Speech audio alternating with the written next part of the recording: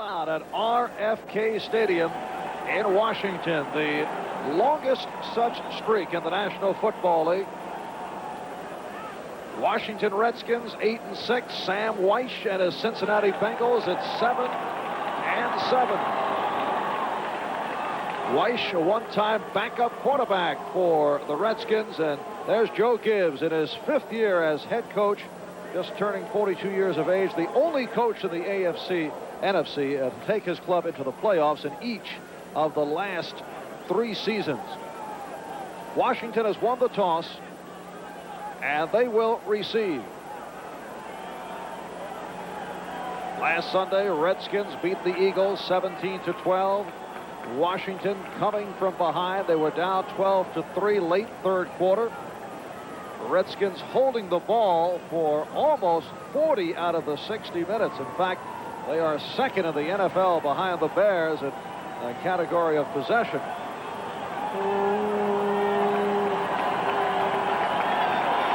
There's Jim Breach in his 7th season out of California, getting set to kick it off. And the deep man is Keith Griffin, 2nd year out of Miami. Ken Jenkins with a dislocated right shoulder out of action for the Redskins. He was the usual kick and punt return man, so we'll see much of the speedster Darrell Green on punt returns. And the low kick is batted down by one of the up men.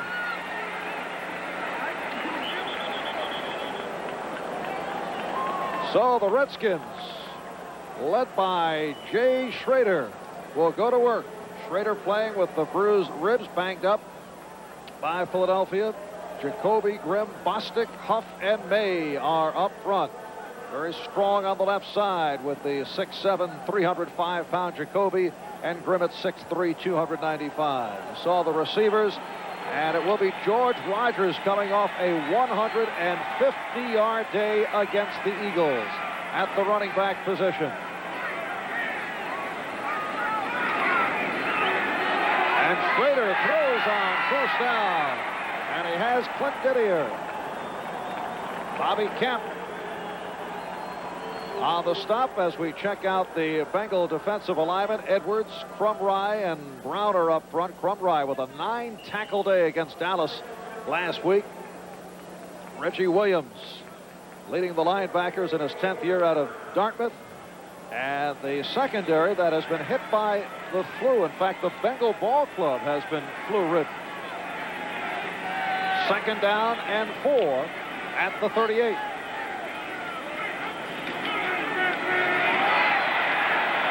And it is George Rogers close to the 1st down. Jerry Boyarsky, the nose tackle, on the stop. And Marv, you're right. The Bengals secondary, in particular the 2 free safeties, Robert Jackson and Griffin, both with flu problems yesterday and today. Sam White's telling me before the ball game they both feel the effects of it, but both will play. Also, Eddie Brown, the star wide receiver, has been hit by the flu, and they don't know how long he's going to go, but he's going to start the ball game. Bengals starting out in a 5-man defensive front to try and stop that running game for the Washington Redskins. And the Redskins picked up the 1st down. 1st down at the 42 for Washington. We're just underway.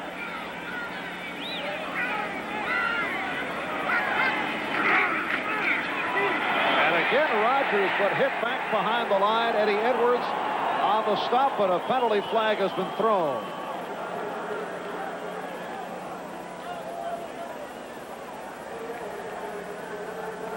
Looked to be a face mask, and there is the referee, Bob McElwee.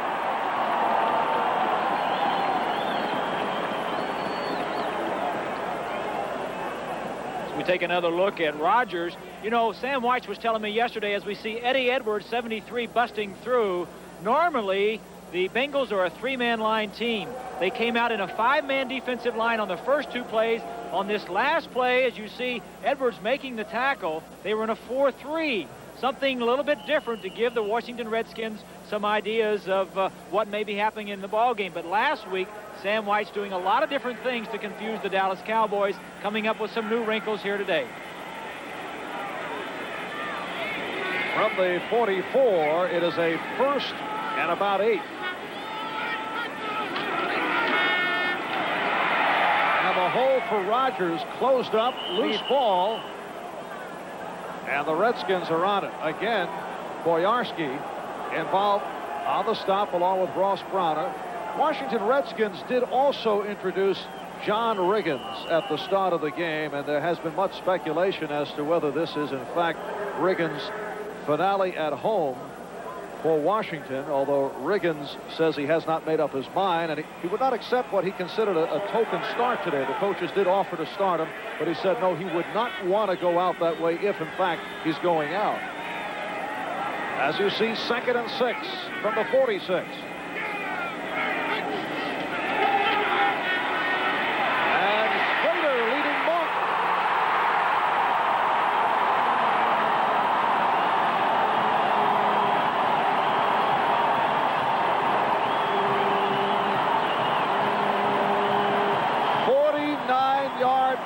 Play, and they'll spot it as a 1st and goal for Washington. Excellent call by Joe Gibbs. He saw what the Bengals were doing, trying to stop the run. He goes to the pass, and a beautifully thrown ball by Schrader over the flu-ridden Louis Bree. Now, you don't know how much that has affected him, but obviously he's had some flu this week, but it was an excellent throw and an excellent catch. Puts the Redskins in excellent field position. Monk with his 75th catch of the season. And as you saw, has gone over 1,000. Here's Rogers. It is close to the goal line. Cincinnati Bengals have not allowed a first quarter touchdown in 5 games. Leo Barker was able to stack up Rogers down at the 1. And now Otis Wamsley in the backfield with George Rogers.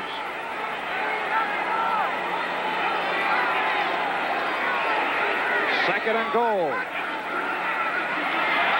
Touchdown.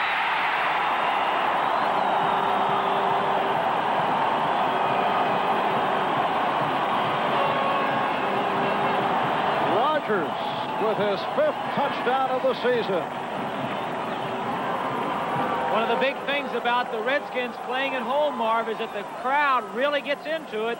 Bengals wanted to keep them out of the game by scoring first. That's not the case, as Rogers, ahead of good blocking, gets into the end zone, and this crowd is right where the Redskins want them to be, and that's right behind them. 3.5 minutes in.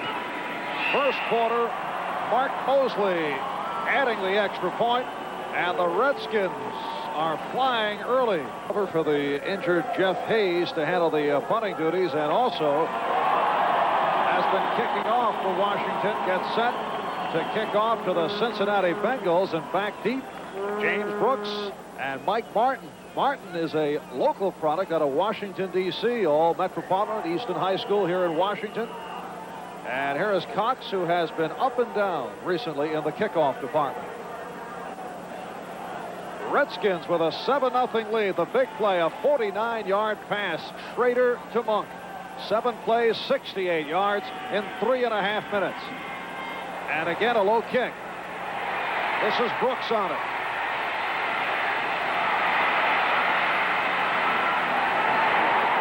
Brooks could not make the turn. Thrown out of bounds by Joe Phillips, a rookie out of Kentucky.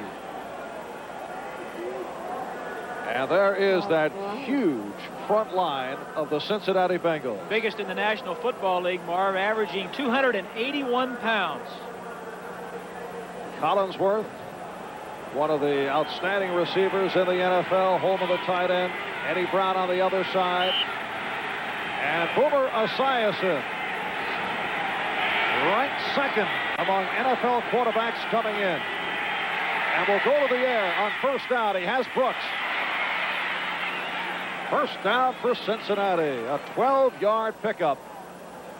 They're going right to the line of scrimmage. They're on the ball just like they came out.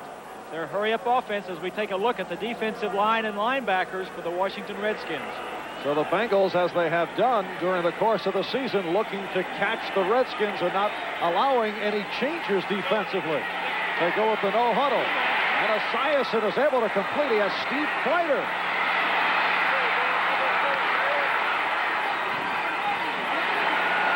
Kreider inside the 10, cut off by the free safety, Curtis Jordan. How's that for catching the defense? Well, Sam White was saying that he wanted to come out something different offensively. Now watch his offensive line. We said that would be a key. These offensive linemen are going to give him a perfect pocket to sit in and throw the football. And we said if you had time to throw, now if you can stop it right there, you notice he's got good protection all the way through. 56-yard pass play. The crowd trying to bother Esiason now as he calls the signal. And Kennebrew is tripped up. Neil Olkowitz and Dean Hamill on the stop. The first two offensive plays, Marv, the Bengals came right on the field right after the kickoff, lined up at the line of scrimmage. 4 wide receivers. White's wanted to see what the Washington Redskins and how they would react to that 4 wide receivers. The second play did the same thing and got a big play to Kreider. Now he's inside the 10-yard line looking at a score. 2nd and goal from the 8. And here's Brooks. Boom! Touchdown! Eddie Brown on the reception. You talk about chicanery right at the start. He goes no huddle. He completes for 56 yards. And now Brooks off the option, able to complete for the touchdown. Well, here is Brooks right here. He's going to run this side. The wide receiver Brown is going to come and break to the outside. It's a good play, a running situation. Looks run all the way. Now you're going to see Brown, the bottom left of your picture, all alone for the touchdown. That's the first pass attempt of this season by Brooks. Sam Weiss has had people like Chris Collinsworth, Steve Kreider, the punter, Pat McAnally, have all thrown passes this season. Last year, as we watched Breach tie it up at 7 last year, he had Anthony Munoz catching a touchdown. He had offensive lineman Brian Blados catching a pass last week. Size and taking the snap and handing to Brooks. Now Brooks has gloves on. Now if there's ever a tip that you're going to pass, it would have been taking it off. So he didn't take it off, and he threw the ball over Darrell Green, who was beaten, and into Eddie Brown. Eddie Brown certainly feels pretty good right there. He's not feeling the effects of that flu that slowed him down, but we'll be keeping an eye on him to see how that affects him later in the ballgame. Eddie Brown's 7th touchdown catch of the season. And the kickoff taken by Keith Griffin. No, he's going to throw. And that did not fool the Bengals. What a wild start here as Raphael Cherry took the pass. All right, we'll be back after an update with Ahmad Rashad. All right, Marvin, Pittsburgh, Buffalo trying to end the season with a flare. This is the first play from scrimmage. Greg Bell goes 77 yards for this touchdown, and watch him use his blockers right here. The extra point was good. The score is now 7-0 Bills in the first quarter. Cincinnati and Washington are tied at 7, and a wild start. That was Raphael Cherry, who was a quarterback at Hawaii, throwing off the kickoff, and it was Zander who made the tackle. First down from the 13, and Schrader hits Didier.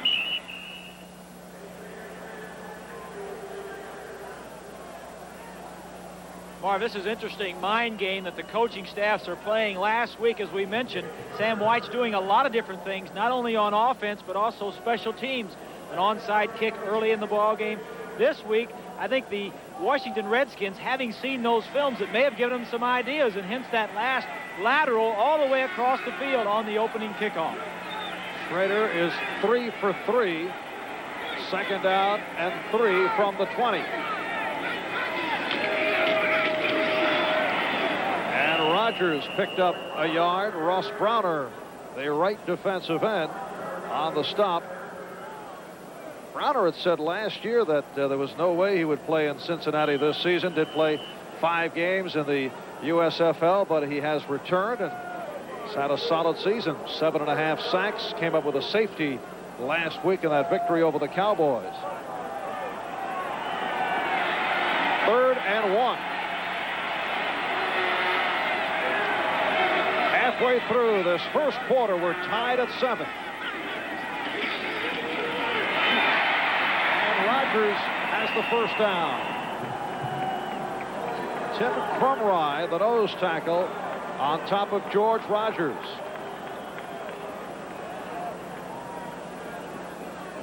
Rogers had a Riggins-type game last week, carried the ball 36 times. That set a Washington club record. Celebrating his 27th birthday by rushing for 150 yards. First down at the 24.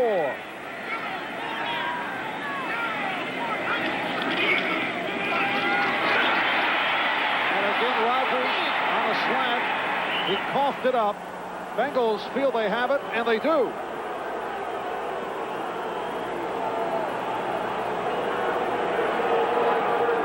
Emmanuel King on the recovery, the rookie outside linebacker. Watch Grimm and Jacoby right here. Both will be pulling as the ball carrier is going to fumble in the hole once he gets hit.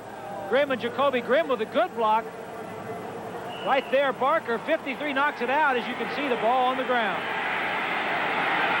And Cincinnati down at the Washington 26. First down. Esiason throwing deep. Touchdown. The tight end, Rodney Holman, beating Rafael Cherry. A 26-yard pass play. Marv, the Redskins were blitzing. As you see, 52 Olkowitz blitzing after a turnover. This is one of the things the Redskins have been known for. Rafael Cherry, the quarterback in college last year, has a tough assignment covering the tight end and the pass-happy Cincinnati Bengals. And Rodney Holman has collected his 6th touchdown of the season. The Bengals now lead it by the score of 13-7. And here's Jim Breach. Kreider will put it down. So they're here against the Redskins. Marv Albert with Bob Greasy on a very cold day at RFK in Washington. Temperature at 26 degrees. Bengals with a 14-7 lead. The kickoff by Breach, taken by Griffin.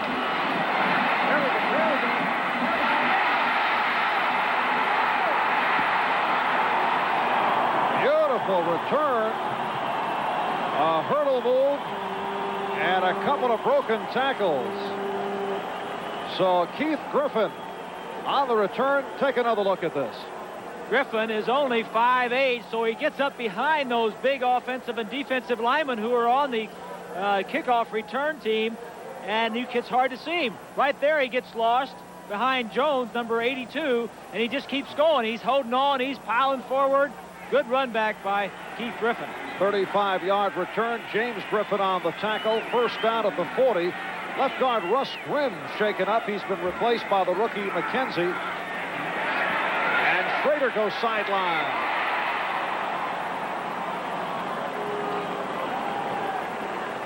Art Monk, the intended receiver. Marv, let's go back and take a look at that touchdown for Cincinnati. Here are the two linebackers who blitzed on the play, and that makes Cherry right here vulnerable to the tight end, who is right here. Now he's going to come down and break across the field, and Cherry, the rookie, they're trying to get at him right away. You see the tight end goes down, break across the field, size and waits as long as he can, throws the ball away from Cherry, and a good catch for the touchdown.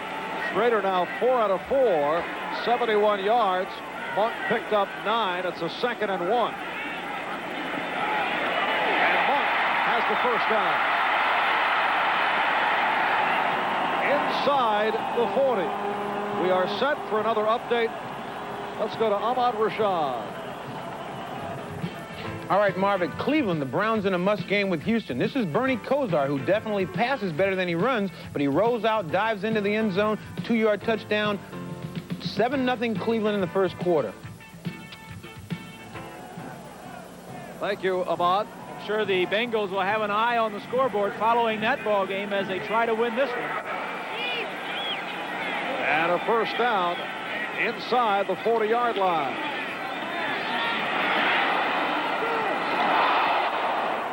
Intended for Gary Clark. There he is, number 84, rookie from James Madison.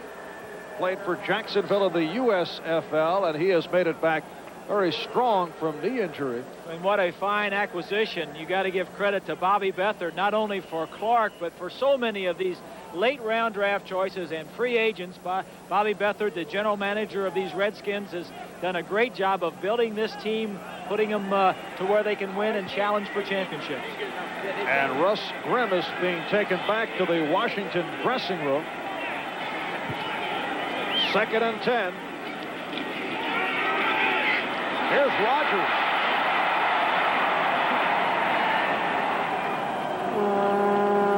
The acceleration of George Rodgers. One of the favorite plays. Again, they ran it early. You saw it. They fumbled it. This time, Bostic at left guard and Jacoby will both come this way, and the ball carrier going behind those two huge offensive linemen. As you see, Bostic knocking the linebacker outside and the tight end coming in, sealing off, and then just good running by George Rodgers. 3rd down, just, well, about 3 to go from the 32.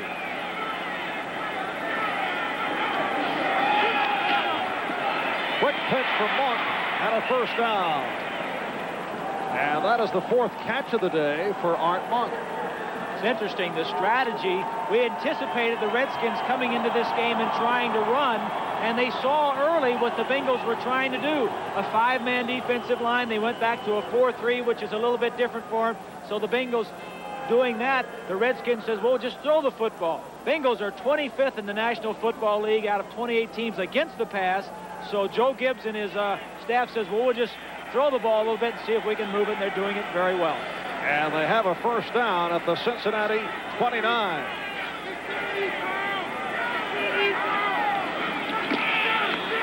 And this time, Rodgers stopped behind the line.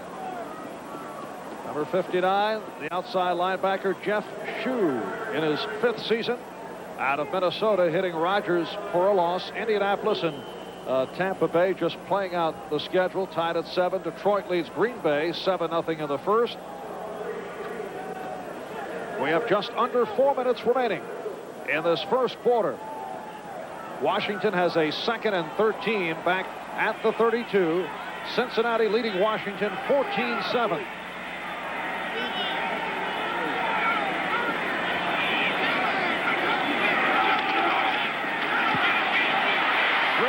Trouble. And you can credit that sack to the combination of Ross Browner and Tim Crumrye. The Bengals with wholesale substitutions, getting a lot of different people. As you watch the game with the defensive lineman crisscrossing and is messing up the blocking of the offensive line. Schrader tries to get outside, but there's nothing there. But it's very tough for a quarterback, Marv, especially a young quarterback only starting his 4th game in the National Football League, such as Schrader, to be able to adjust to the substitutions, the nickel situations, the 5 defensive linemen. It's a lot for a young man to handle. This is the 8th play of the drive. It's a 3rd and 21 from the 40. And Schrader going deep. Intended for Clark.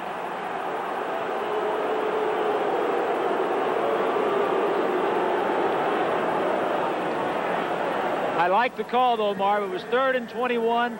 A lot of teams will think that you're going to maybe try and pick up the 1st down. If it goes incomplete or if it's intercepted, at least you're making an effort to get down there and you're going to come out to the 20-yard line. That ball could have been caught for a touchdown right there. And the punting unit comes on. Impressive thing here about Schrader, he threw that ball in the only place to give his man a chance to catch the touchdown.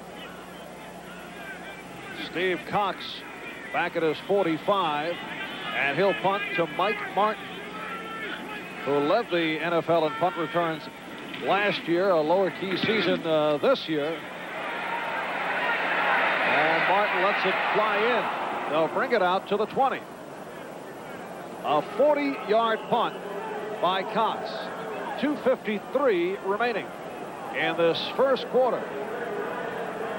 And the Bengals off the early Cincinnati huddle along the sideline, and here they come. And they do that every time there's a timeout. They'll get their word from the sideline. The other thing it does, it allows them to substitute over there. The defense does not know if they're going 4 wide receivers or a normal set, which they are at right now. Cincinnati 1st down from their 20. Deep drop by Esiason, being chased. Gets it away and completes to the tight end, Rodney Holman. Vernon Dean on the tackle, and Esiason looked to be in trouble. Dean Hamill was all over him. This is an amazing thing about him as they go to the line of scrimmage again. Now, they call this at the line of scrimmage. Now, they don't rush, as you see. They're just standing there. Esiason is making his mind up what he wants to call. The thing it does, it puts pressure on the defense. They have to be ready. They have to be ready to go. And as you see, the offense just taking their time. First down at the 30. Esiason is 4 out of 4, 104 yards.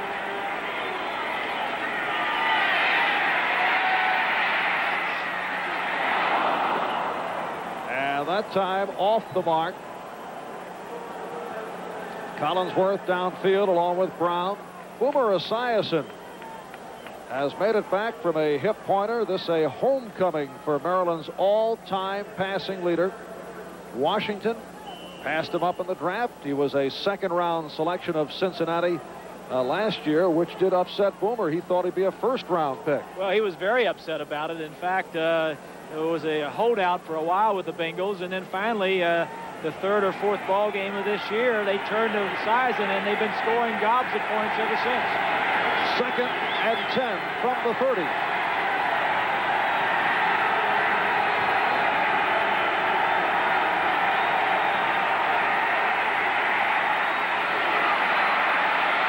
Collinsworth, incomplete, not able to hold on. Covered by Dean and Jordan. Collinsworth thinks he should have caught this ball. As you see, 32 Dean looking into the backfield. Now that's zone coverage. Now Collinsworth is very tall, but he also has the speed, runs right past Vernon Dean. Should have caught that football, and I'm sure that Collinsworth is the first to agree with that. Collinsworth goes 6'5", 192 pounds, 7 catches last week against Dallas. For the Bengals, their first third down play of the game.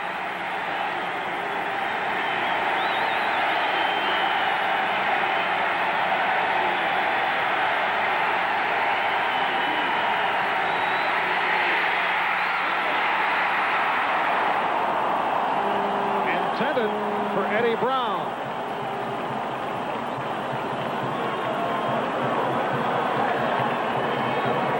Here's a linebacker right here. One of the things they're going to try to do is blitz Esiason. As soon as he gets the ball, watch the gap open, and the linebacker runs right through it. That forces the halfback to try to pick him up late and forces the bad throw. As you see, if he would have caught the ball, he had some running room. And here is Pat McAnally, man who averages the fewest punts per game of all NFL punters. And the man with tremendous speed, Darrell Green, is back. Here's Green. He faked the pass to Cherry. He is exciting. And he also fumbled, recovered by Cincinnati. A 42-yard punt, a 20-yard return, and he coughed it up. Well, there's no question that he's an exciting punt returner. He has not done it that often this year. Ken Jenkins injured last week. As you see right here, he fakes the pass similar to what they did on the kickoff earlier in the ball game and then burst upfield. He gets hit from behind by 35 of the Bengals, John Turner, and it's Bengals first down. He was holding that ball very carelessly. So Esiason on first down is able to connect. Rodney Holman. He is in for the score, but a flag has been thrown. It's a 51-yard pass play. But let's see what the call is.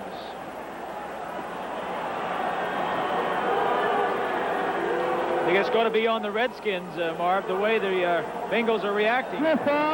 Unnecessary roughness, number 32 defense.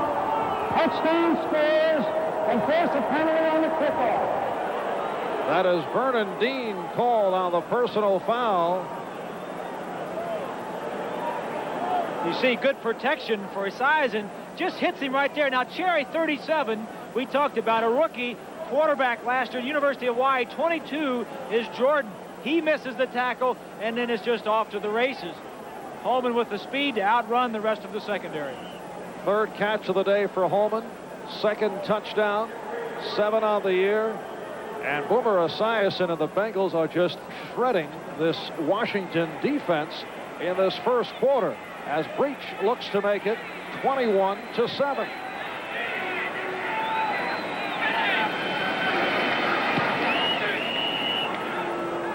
Two minutes, 3 seconds remaining in this opening quarter, and the Bengals lead 21-7. The Redskins introducing John Riggins. Get the idea that he's playing a little bit with the crowd, I think a little ham in there with it, but you know, that was just barely 30 minutes ago, and now the score 21-7 Bengals as Riggins goes for the air on the sideline. But now those cheers have turned to boos within 30 minutes. And we wouldn't be surprised if later on, or maybe early on, if Riggins were not inserted into the ball game as an emotional inspiration, not only to the fans, but also to these players.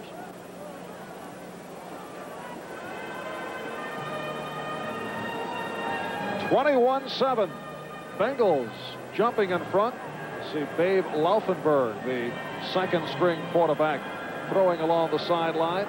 Earlier this week, Washington signing the veteran Steve Bartkowski, but he spent only 2 days in practice. And the kickoff by Breach. Really put it out of the ballpark. He had the benefit of that penalty call on the touchdown. And Washington will try again from their 20. There are all kinds of playoff possibilities involving both the Bengals and Redskins. For the Redskins, a 10-6 record, which would mean winning their final 2, would mean a wild card playoff berth if either the Giants beat the Cowboys today or the 49ers lose one of their final 2, or if the Giants lose their final 2, and there are yet additional possibilities. And the same holds true for Cincinnati.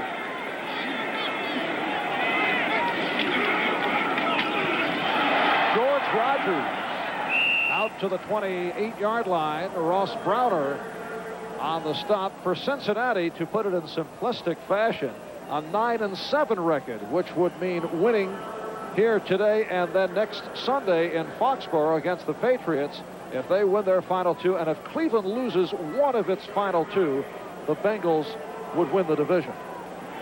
Or if Cleveland loses today... Oh, don't start in now, Bob. 2nd and 2. On the slant, Rogers has the first down. Glenn Cameron, the inside linebacker, on the stop. Giants and Dallas, no score in the first. Same for San Francisco and New Orleans. And Cleveland in front of Houston, 7-0. This Bengal defense, Marv, early in the year was really much maligned. Probably the 27th or 28th ranked defense in the entire league. They've gotten that back up to 21st, but they're playing a lot better than they did early on. 40 seconds left, first quarter. First down from the 30. Off the play action. Monk not able to come up with it. Ball was too high. Monk was open, and the time was fine. Just threw it a little bit too high for Monk to catch. And there is Jay Schrader. Played 2 years at UCLA, started only 1 game there. Left to sign a baseball contract with the Toronto Blue Jays. Played a couple of years of Class A minor league ball. Mano says that facing Dwight Gooden convinced him that football was for him. Gooden also in that Class A Carolina League. 2nd and 10.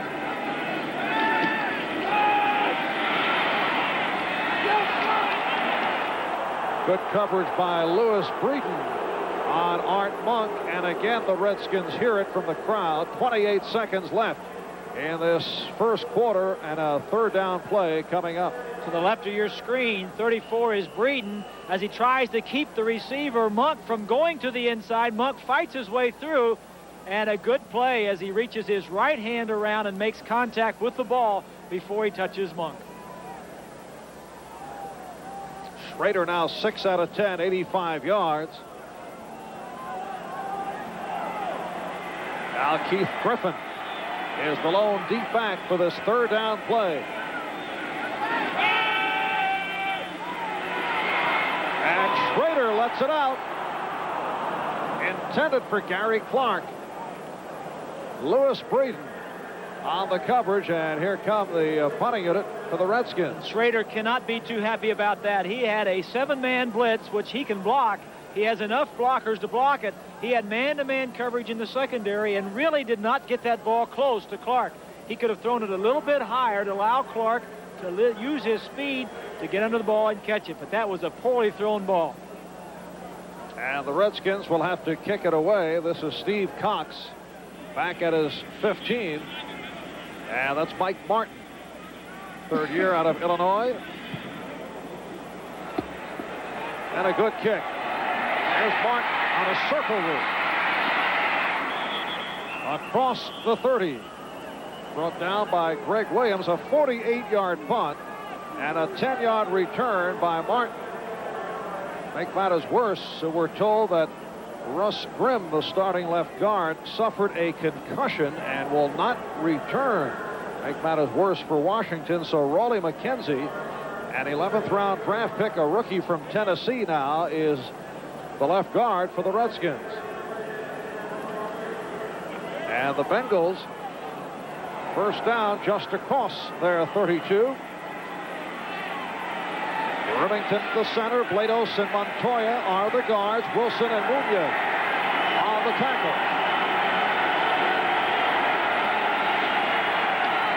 Here's Brooks. Stopped by Mel Kaufman, the outside linebacker. Brooks attempted to throw a move on Kaufman, but he did not go for it. Kaufman, as he calls the signals, but he hasn't had any problems so far. One of the concerns coming in there for the Bengals was this crowd, which gets into the action pretty good. He's been doing it with hand signals. He can tell his wide receivers what kind of routes to run, and of course his linemen just going to have to watch the snap of the ball.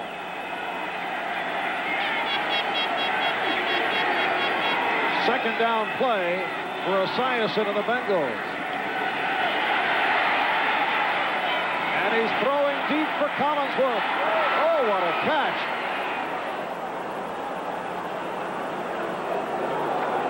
Earlier in the season, Boomer Esiason was looking for Collinsworth too frequently. And that has changed as Boomer has gotten more experience. But what a connection right here for 47 yards. Here you're going to watch. We talked about earlier in the ballgame. Watch the offensive line as it protects his size. And we said that the key to this game for Cincinnati was giving him time to throw. It's a 4-man rush. Plenty of time to throw. And Collinsworth will not drop this one. He puts it right on the money. And a big play for Boomer Esiason. First down at the Washington 23. Sam Weiss was saying concerning last week against Dallas that the Bengals played a perfect game. Well, they've had a perfect first half. Esiason, 9 for 10.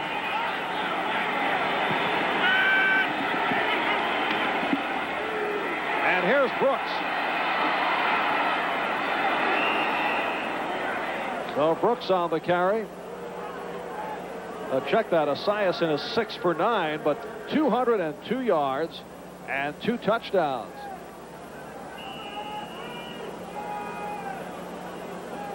Go back and take a look at the catch. We showed you the blocking that Esiason has. Collinsworth with a good 3 or 4 yards on Wilburn, 45, but the ball is slightly underthrown. This time keeps his eye on the ball and makes the catch and gets out of bounds. 2nd and 3. Down at the Redskins 16. You can see the problems Esiason is having in spelling out the play. He's hauled down by Dexter Manley. Set for an update. Let's go to Bob Costas. All right, Marv, moments after a Bernie Kosar to Ozzie Newsome pass of 31 yards brought the Browns to the doorstep, they click again. This is a 2-yarder. In goes Newsome. It's his 500th career catch. No tight end has hauled in as many. 14-0. Cleveland over Houston in the second. All right, Bob, Dexter Manley just came up with his 13th sack of the season, among the leaders in the NFC. And it sent Cincinnati back to a 3rd down and 12 at the 25. And now a timeout being called.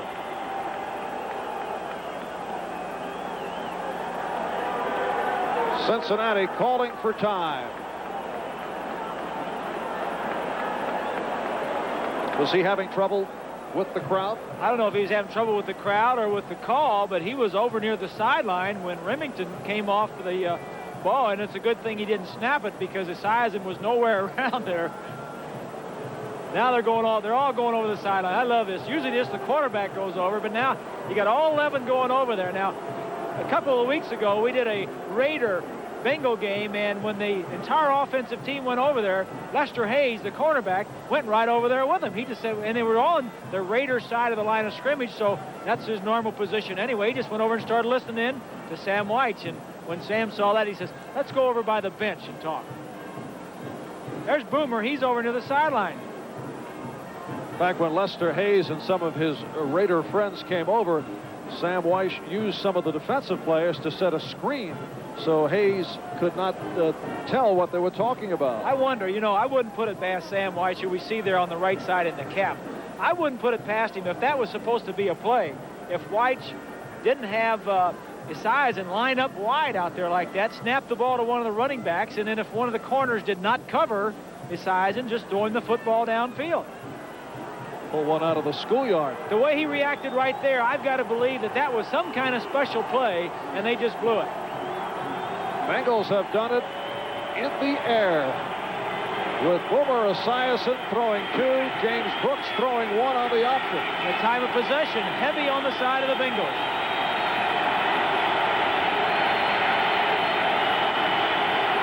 And again, the crowd making things tough for the Bengals. 3rd down, 12. Brooks. Flag thrown as Brooks is hit on at the 20 by Mel Kaufman. But a penalty marker is down. That's something I haven't seen in a long time. The wide receiver coming all the way into the quarterback to get the check off and then getting back to his alignment.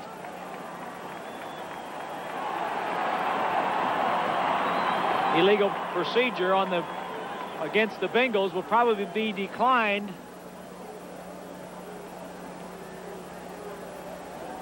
No, they're calling apparently offsetting penalties.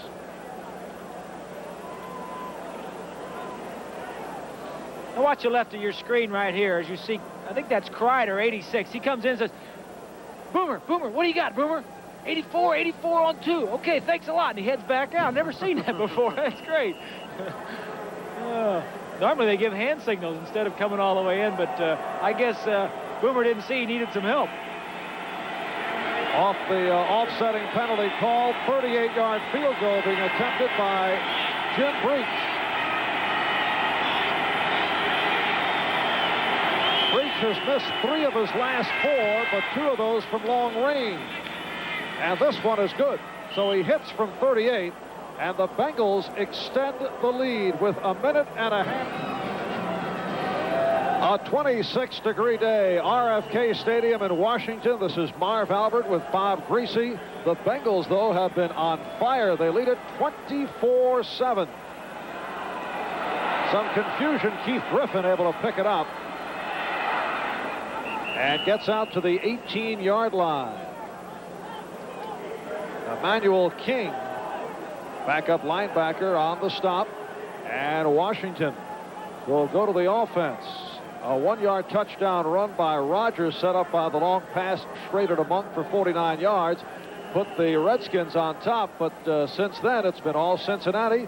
It was Brooks on an option pass, hitting Brown for the touchdown, 2 thrown by Esiason to Holman, and a 38-yard field goal by Breach. And let's see what Jay Schrader can do here. First down from the 18.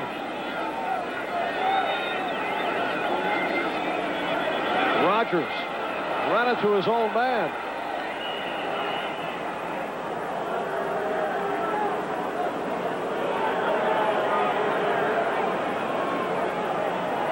You know, Mark, being down 24-7 as the Redskins are now, and a young quarterback like that, and the offense as a whole puts a lot of pressure on him, because you're wondering, geez, it's 24-7. The Bengals haven't punted yet, I don't think. They say, are we going to stop these people? They've punted one time. Are we going to stop these? How many points do we have to score? They can't allow that to bother them, though. They got to score this time and then worry about more points later on. Schrader looking Monk's way. And it's picked off. The interception by the cornerman, Ray Horton. And the Bengals take over. You play young quarterbacks, you're going to have some mistakes. They're entitled to some mistakes. There are not any quarterbacks or anybody that's young and ever played this game didn't make mistakes. But he throws this ball. He wants to get it over Horton's head. You see the receiver, Clark, right behind him, just did not get it up and over his head. And it's a mistake that's very costly at this point for the Redskins. Second interception of the season for Horton, who was a target early last year, came on, finished strong. And he's given Cincinnati the ball back, first down at the Washington 31 on a reverse. Eddie Brown run out by Dexter Manley. So Brooks to Brown on a reverse as Sam Weiss continues to dig into his bag of tricks. Let's go to Bob Costas, NFL 85. Marv, your fan club has demanded that I do this update as a tribute to you. And so, in Pittsburgh, Bruce Matheson hits Jerry Butler. It covers 33 yards for the touchdown of the Bills, despite the record of 2 up and 12 down, lead 14-zip. What a mediocre attempt. He's been swallowing some Marv Albert pills. Costas obviously needing a long rest following an extensive season in the studio. 2nd and 10 from the 31. And it's Collinsworth again. Barry Wilburn batted him out of bounds, a 25-yard pass play. Boy, it must be fun playing quarterback the way Esiason and the Bengals have been executing here today. Watch the protection. He pumps, then he goes back. Collinsworth came to the inside. Wilburn came with him, and he went back to the outside in a perfect throw. As you watch Collinsworth, watch him go to the inside. Now Wilburn sees him look inside, and that is just called good scouting and good execution on the part of Collinsworth. Our crack statistician, Ross Schneiderman, has figured up if Esiason continues at this pace, he will pass for 620 yards and 8 touchdowns. It's a 1st and goal at the 7. The first half. And Kinnebrew gets down to the 5. Neil Olkowitz, the middle linebacker, on the stop. Larry Kinnebrew, listed at 270 pounds. He was up to 280 last December. 6th-round draft pick back in '83. Next to the refrigerator, he is the largest running back in the NFL. And there's Babe Laufenberg, who did toss a couple, and there he is again, warming up on the sideline. 2nd and goal from the 5. And again, the Redskins able to stack up Kinnebrew. Now, Laufenberg has never taken a snap in an NFL game. Well, he may be just about to right here. Cincinnati, the last 2 plays have been in their short yardage offense, having the 2 biggest tight ends, I think, that have ever played in the National Football League. That is Brian Blados, normally a guard, was playing tackle. Playing in, weighs 306 pounds, and Bruce Reimers, was playing the other tight end, weighing 280. They're out of there now because Bengals have gone back to their wide receiver offense. And Kinnebrew, the lone deep back, that's Brown in motion. Esiason with the time.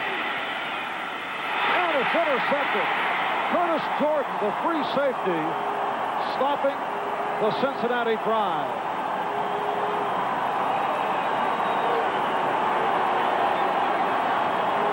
His 5th interception of the season. Jordan came up with a game-ending intercept against the Eagles last week, plus a fumble recovery. Boomer was trying to get this ball on a slant right here. A quick 4 or 5 step drop. Now it's not open. Now he's scrambling. Both receivers, Collinsworth and Eddie Brown, were running around. He throws it for Collinsworth. It goes over his head. You see Eddie Brown in the back of the end zone, but Collinsworth was in front. Take another look here, and you see him throwing the ball over Collinsworth right there. He just couldn't reach it, and Jordan in between makes the interception. Washington first down from their 20. And Schrader goes the middle. Out to the 24. Rogers out of the backfield, making the catch. Carl Zander, the inside linebacker, on the stop. The Redskins offense, Marv, is not a type of offense to play catch-up. We're only 10 minutes we have 10 minutes left in the second quarter, so there's a lot of time in this ball game, but they're 25th in the National Football League in passing. They're second in rushing. They'd much rather run and throw when they want to, rather than pass on first down. 2nd and 5.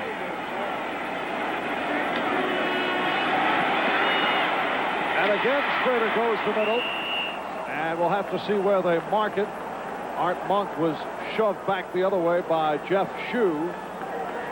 Looked like Monk caught it at the marker, and it is a first down. Giants and Dallas tied at 7. San Francisco in front of New Orleans, and Cleveland leads Houston 14-0 in the second quarter. That's a surprise. Buffalo big in front of Pittsburgh.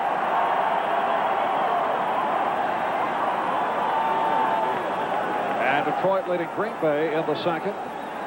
Monk has caught 5 passes for 77 yards. First down at the 31 for the Redskins.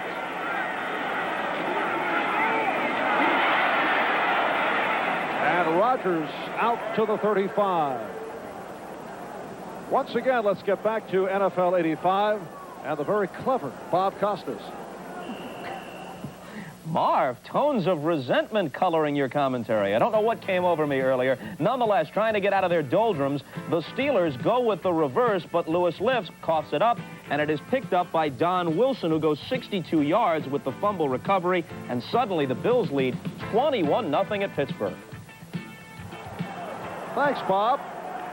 2nd and 6 at the 35. 8.5 remaining in the second quarter. And it's Keith Griffin. Griffin in his second year out of University of Miami, a 10th round draft pick last season. And he is stopped at the line by Ross Browner. That time when Jacoby pulled on that sweep that the Redskins used, Browner was right in his pocket and had the foot speed to actually catch Keith Griffin. Of course, Griffin was waiting for those big trucks to come through there. I mean, Jacoby, all 310 pounds of him, it takes a little bit while for him to move from left to right. Schrader 8 for 14, 96 yards, and a third down play right here.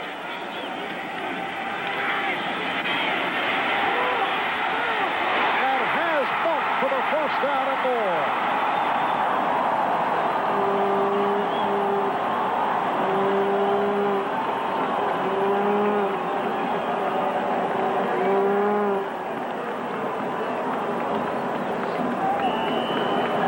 Need to get something going, and you go to your main man. Monk is right here, going to go down, break to the outside.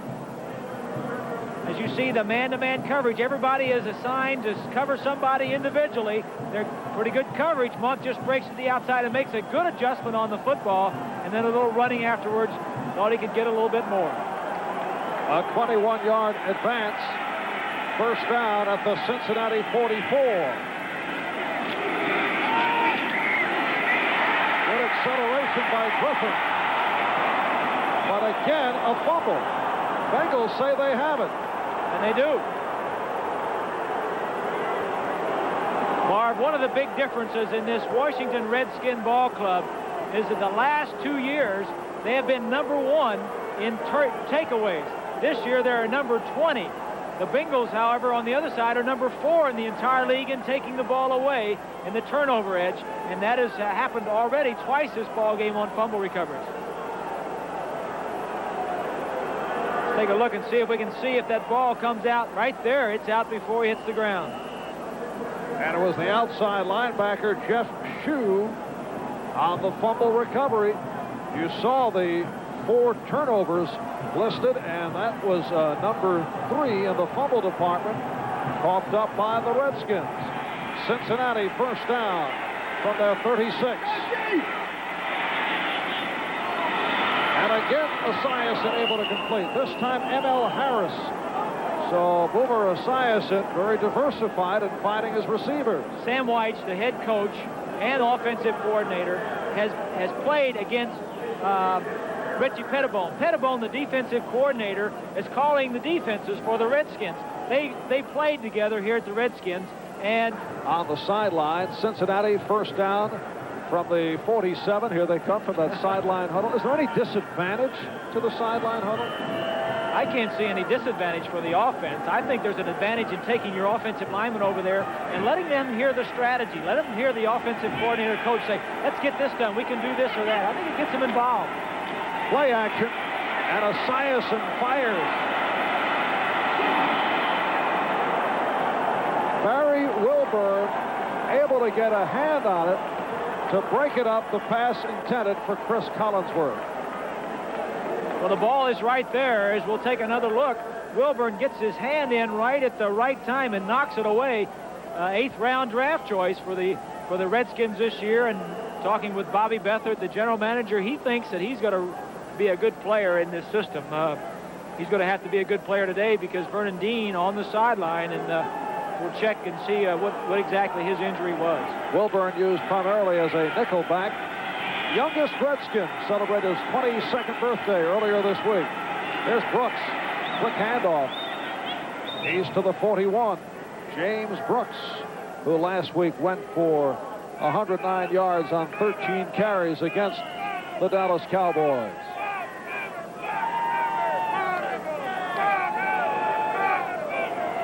Well, they're cheering about something. I don't know where they're cheering. Bomb the Boomer, I guess, is what they're saying. I think the Bengals just show that running every now and then just to keep the Redskins honest on it. 3rd down and 3. And it's Collinsworth for the first down. And a penalty marker is thrown. Rich Malott on the stop. But there are flags in the Cincinnati backfield. It's against the Bengals.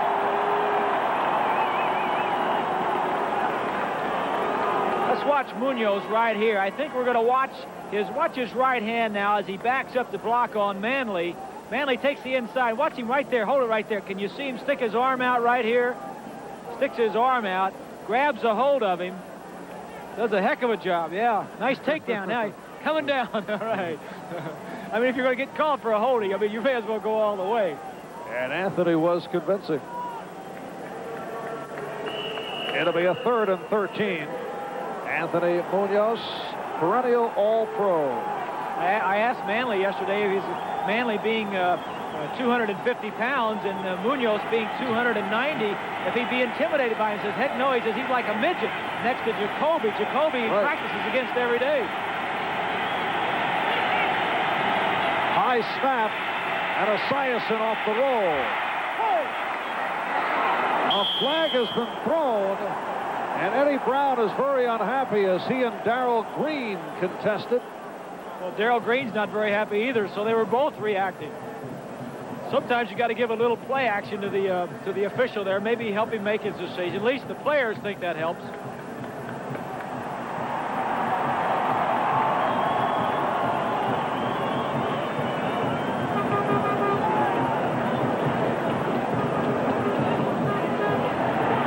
And it's called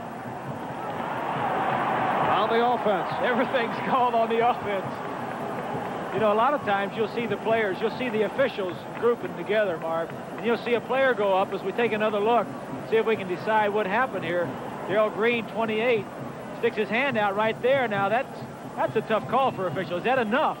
There is a block on the 74 offense. Offensive pass interference, number 81. Both fouls are declined. It's done. Now, the letter of the law says that Green, 28, couldn't put his hand on him past 5 yards, but the other thing that Brown did was kind of shoved off of him a little bit there before he made his break. So he had 2 fouls on the offense. So even if it wasn't on Brown, the other one would still go against the Bengals. Left guard Brian Blados was called on the other penalty. And here's McAnally punting away to Darrell Green, who is explosive, but he did fumble on his last punt return. This is Green up to the 10. Out to the 25. Darrell Green in his 3rd season out of Texas A&I, returning it for 18, a 43-yard punt. But a penalty flag has been thrown. It came real late, Marv, like there was something went on after the play was over with.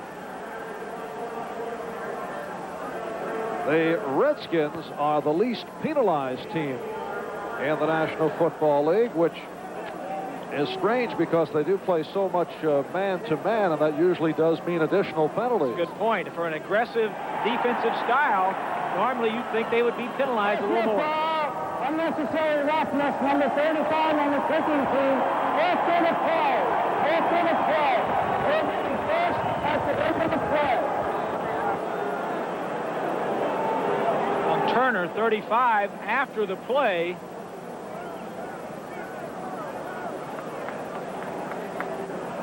That's Jimmy Turner, 3-year man from UCLA, a backup defensive back.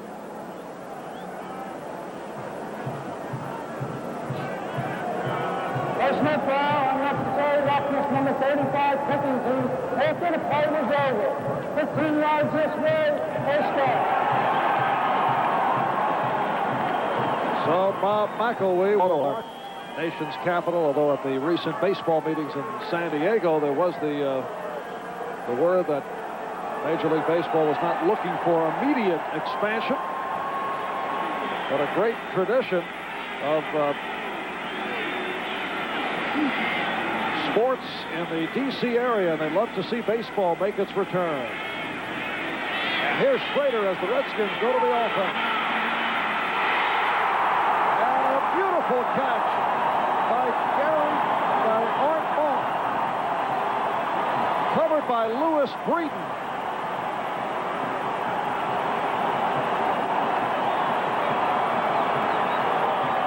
Schrader, when you get in trouble, you go to your number 1 receiver. This time, man-to-man coverage in the secondary. He's the only man down there with Breeden, and he fights him for the ball and makes a difficult catch, low and away, moving, and takes the ball, catches it, and tucks it away, doesn't fumble when he hits the ground. Good play by Schrader, getting him down in the field position where they can get in and score.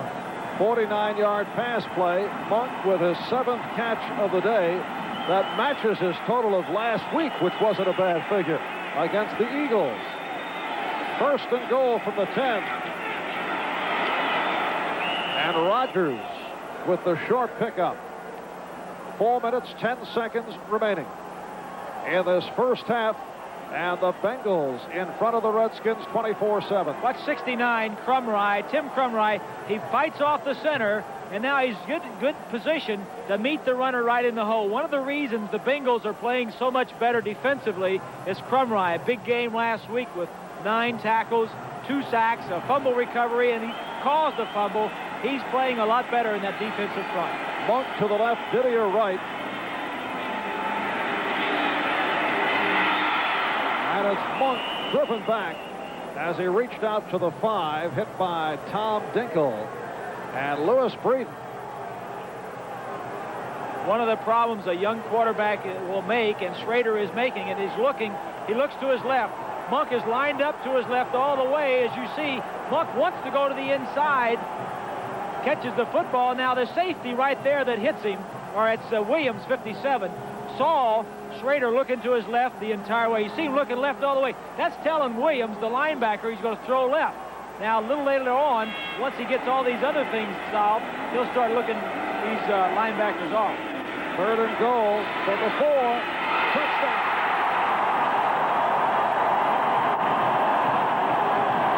Art Monk capping off an impressive drive.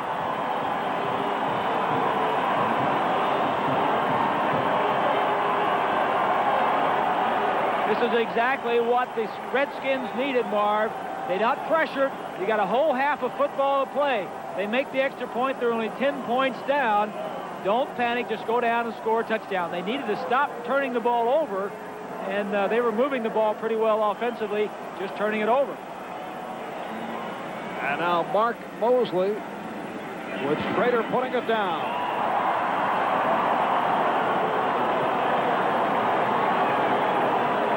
So the Bengals now lead it 24-14.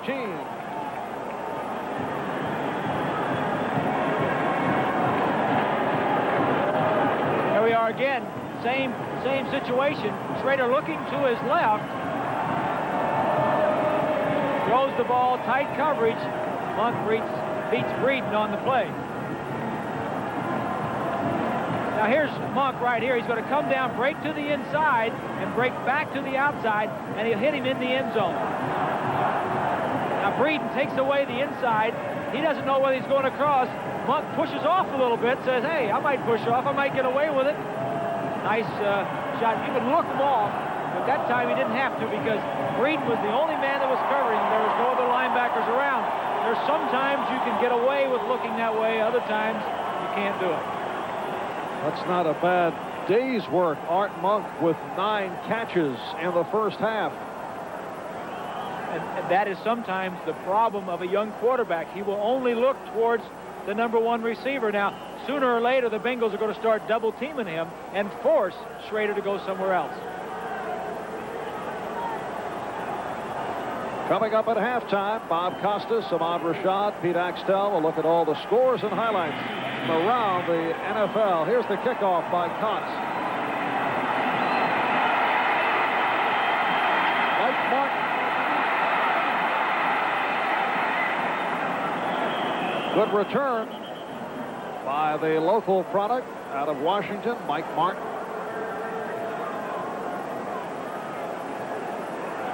.239 remaining in this first half. And the Bengals with a 24-14 lead on the Redskins. Boomer Esiason has thrown for 2 on a halfback option. James Brooke threw for 1. 38-yard field goal by Breach. Rodgers ran 1 in, and you just saw Schrader and Monk combine. First down for the 37. And Brooks not able to hold on. Kaufman on the coverage. 2 minutes and 35 seconds to go in the first half is plenty of time for the Bengals. Quick strike offense to get down and score. They're not going to sit on the ball. They're going to throw. I think we're seeing a little bit of a change in the style of defense that the Redskins are playing, though, Marv.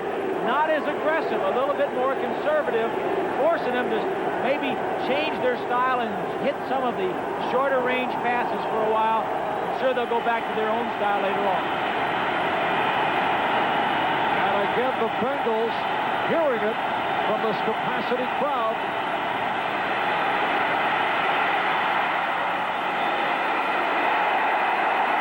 Holman run out by Monty Coleman. It's amazing what one score by the Redskins will do to get this crowd back in the ballgame.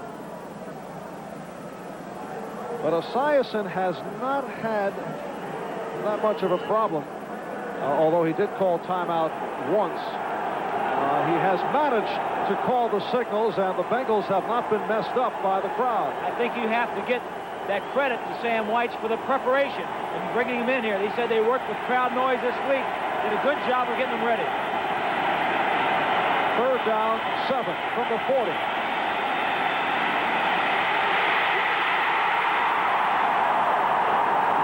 Dean Hamill on the cover-up. Esiason tripped, and Hamill gets credit for his 6th sack of the season.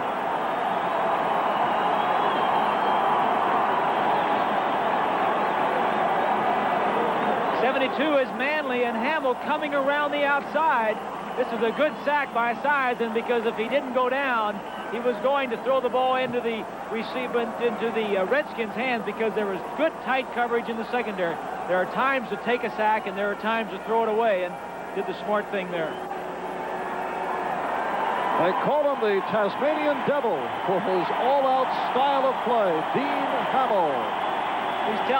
He's telling man a story right there. He says, I broke to the outside, Dexter came inside, I looped to the outside. You should have seen the speed on me. I was faster than Dexter. Look at him. He's telling him, Dexter, that's good. Let's do that again. I get the sack, you get all the blockers. Washington Redskins with a mimic of the Cincinnati Bengals. They came to the sideline. Well, they're on defense, so if they're on the sideline and that offense comes back out on the field, they better get back out there pretty quickly. Pat McInally will come on to punt for the third time today. 2:18 remaining in this first half. And the Bengals leading the Redskins by the score of 24-14. This telecast is presented by authority of the National Football League, and it is intended for the private use of our audience. Any rebroadcast or the use of this telecast without the express written consent of the Washington Redskins and the National Football League is prohibited.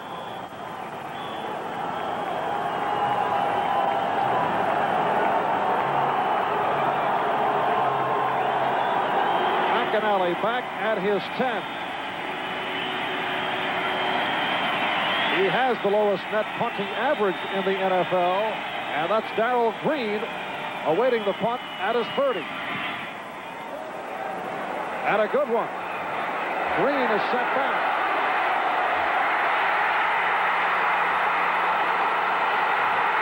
Darrell Green going all the way.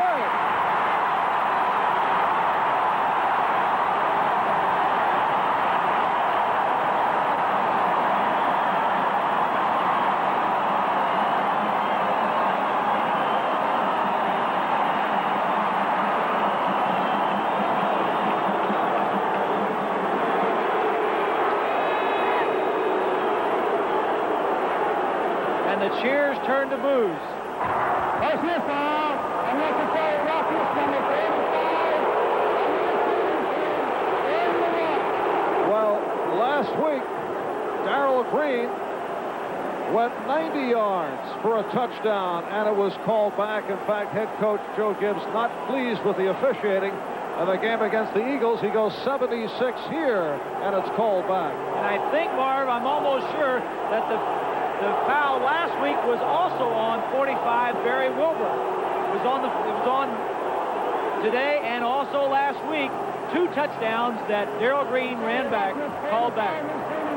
It was Wilburn last week. So a good punt by McInally, a 50-yard punt. And McInally is hurt.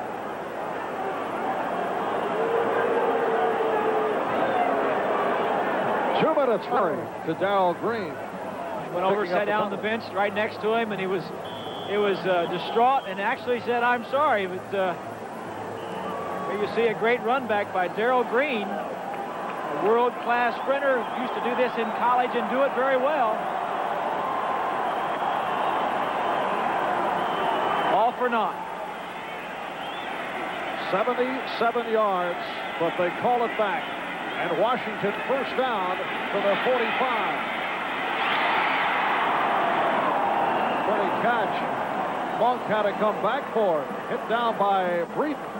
You know, Marv, I can remember a time when not many rookies played for the Washington Redskins. A lot of their veterans played on the special teams. Today, we've seen here a rookie strong safety that allowed a touchdown earlier in the ball game as we take a look at Schrader throwing off his back foot, and now the rookie Wilburn having another touchdown called back on a flag.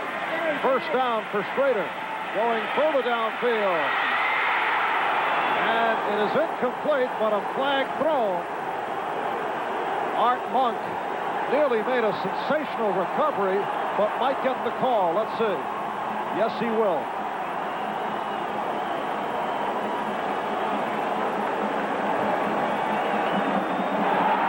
It is against Cincinnati. An interference penalty. You know, with the number of passes that Schrader is throwing to Monk, if I were the Cincinnati defense, I think I'd play like a box and one. I think I'd have a man-to-man on him and also play zone down there. We can't see where the foul occurred before he came into the picture, but you got to stop Monk first because that's where the balls are going. Off the interference, it'll be a first down at the Cincinnati 15, a minute 19 left, first half. Cincinnati leading Washington 24-14. Schrader with the time, overthrows Gary Clark. Look out. Oh, that's Ray Horton who landed on the other side. Horton says, how do I get back in the ballpark? He said, I don't know how to get in. I certainly don't want to come back in the way I went out. Imagine Horton pulled out a ticket now.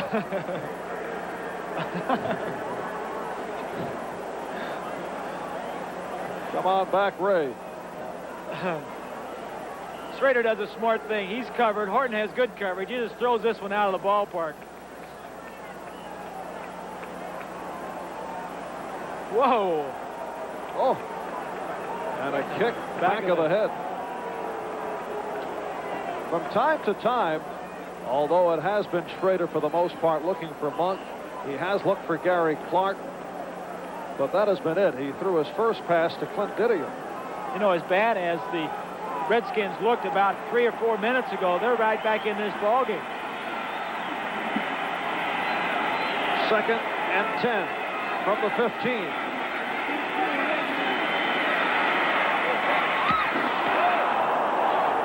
Monk, the intended receiver. That's Horton checking his helmet. It's been a physical series for Ray Horton. And McAnally limping off. Jim Breach has punted on a couple of occasions this season for Cincinnati, although that is not his specialty. 3rd down and 10. Monk with 10 catches, 164 yards, 1 touchdown. And Schrader is 13 for 21. A minute 8 left, first half. Rush, and Schrader hit down on the blitz by Lewis Breeden. And he hurt his hand.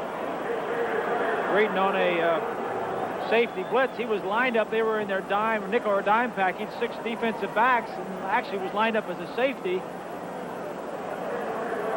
You see Breeden 34 on the left side of your screen, not being picked up. The Hogs blocking the bigger men, letting the smaller Breeden slip through. Schrader didn't have a chance as Breeden is, he's had a problem with that hand before. I think that's the hand that he broke earlier in the year. And a 42-yard attempt for Mark Mosley, who last week against the Eagles hit from 32 and missed from 47. Aside from teammates' degrees, and a 42-yard field goal attempt for the 14-year veteran, Mark Mosley. That's the time remaining, first half. Bengals striking early. They now lead Washington. The Redskins showing signs here in the second quarter. It's a 24-14 ball game. And here is Mosley. It is good.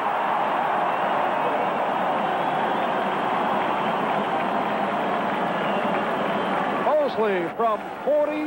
If they could win their final 2 and finish at 10-6, it would mean a wild card playoff berth if either the Giants beat the Cowboys today, or the 49ers lose one of their final 2, or the Giants lose their final 2. And the Redskins, over the years, Marv, have been good late in the season. The last 4 games of the year, they have won the last 4 games the last 3 years. And in fact, going back 5 years, they're 18-2 over the last 4 games of the season. So they always close it out strong. Steve Cox kicking it off. Skipping by Stanford Jennings. And they'll bring it out to the 20 with 30 seconds to go in this first half. You know, there's another wild possibility for the Redskins. They can still win the division if they win their last 2. And how about this? If the Cowboys and the Giants tie today, and then the Cowboys and Giants lose their last game. Can't happen. I think Joe Gibbs' best shot at getting in the playoffs. He has to win his last two. If the Giants beat Dallas today, they're in. Because next week, Dallas plays San Francisco, and one of those two teams will lose and be out of the playoffs. So he's hoping to win two, and Dallas to lose today to the Giants. Cincinnati just running out the clock. Bengals can also win the division with 2 victories and a loss by the Browns, or with 1 victory, provided the Browns lose to Houston, and the Bengals would win the division in a 2-way tie. Browns would win it in a 2-way tie with the Steelers. Bob will have a complete wrap-up on camera at halftime. I'll tell you what, Sam White and Joe Gibbs and the players don't know. They're just going to go out and try to win and see where the chips fall. And they know if they win, they're going to be in. So that is the end of the first half. Cincinnati getting off strong after that 1-yard touchdown run by George Rogers, set up by Schrader to Monk for 49 yards. Then it was Brooks on the halfback option to Eddie Brown. Big play was Esiason to Kreider on a 56-yard pass play that tied it at 7.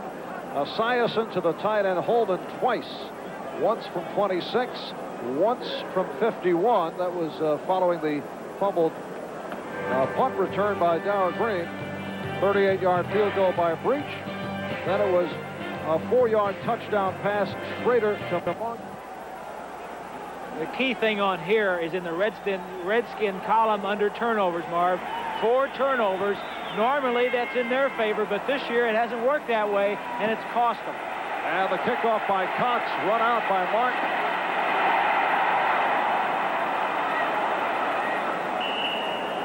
And a flag is down. Good second effort by Martin. Monty Coleman on the stop. George Wansley, 39, a little bit upset. It's against the Bengals. Referee Bob McElwee.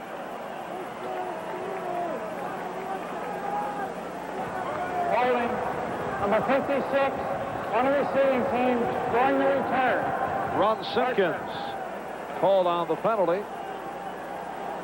We've received word that Cincinnati punter Pat McInally suffered a hip pointer. We saw him leave late in the second quarter, head to the locker room, and he will not return. So we'll probably see the kicker, Jim Breach, handle the punting. Cincinnati first down from their 15. And Kennebrew refuses to go down. Larry Kennebrew turned around a couple of times by Mel Kaufman. You know, they weigh Kennebrew in every day. His weight on the program, I think, is listed as about 255 pounds. But in talking with the coaches, they say, well, 270 or 275 would be more accurate. That was earlier in the season, 255. I believe they admit to 270 now. Been a very quiet day for Kennebrew. 4 carries, 5 yards, but the Bengals have been doing it in the air. 2nd and 7. Esiason with the time. And good coverage. Rodney Holman could not make the turn. Monty Coleman was right there. Monty Coleman in his 7th season out of Central Arkansas. There he is, number 51. 10.5 sacks last year, but he's been hurting this season and has not come up with his usual production. Change in the second half defense for the Redskins has Coleman in there. They've taken Olkowitz out, put in their 3 linebackers that are better against the pass, Marv, and I think they're worried more about the Bengals throwing the ball than they are about them running. 3rd down, 6. Cincinnati from their 19. We're just underway. 3rd quarter. That's Kreider in motion. And Esiason looking for Collinsworth. So the coverage of Cherry and Wilburn keeping it away from Chris Collinsworth. And smart play by the Bengals. 2 rookies, Cherry and Wilburn, on the very tall Collinsworth, and this time the ball underthrown. If he could have gotten it out a little further, perhaps Collinsworth could have come down with it, but he did a good job in knocking it away from the two Redskins. And we will see Jim Breach drop back as the punter replacing the injured McAnally. He has punted twice this season. There you see his average, a 33-yarder and a 9-yarder. And the explosive Darrell Green is back at midfield.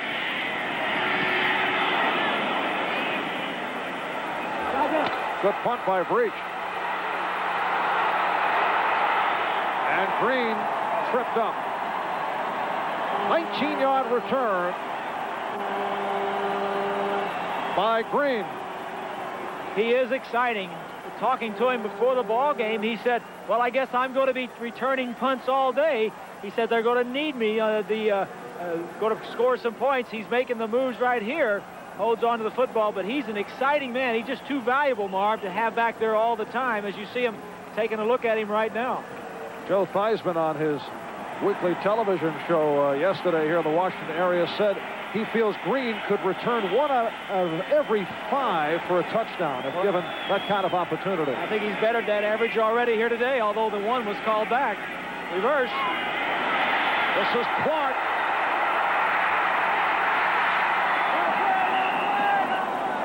Ross Browner able to run him out. Rogers to Clark on the reverse.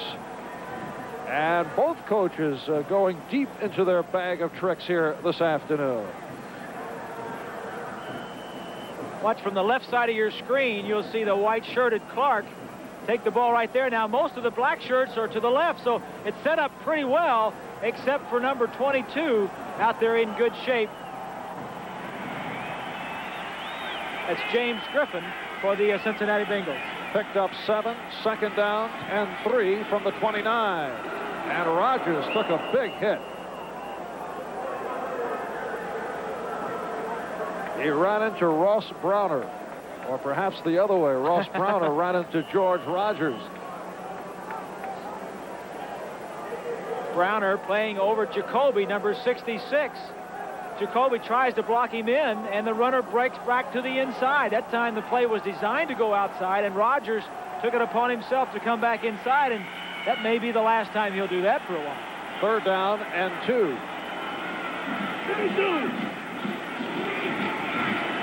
And it is Rogers looking to pick up the first down.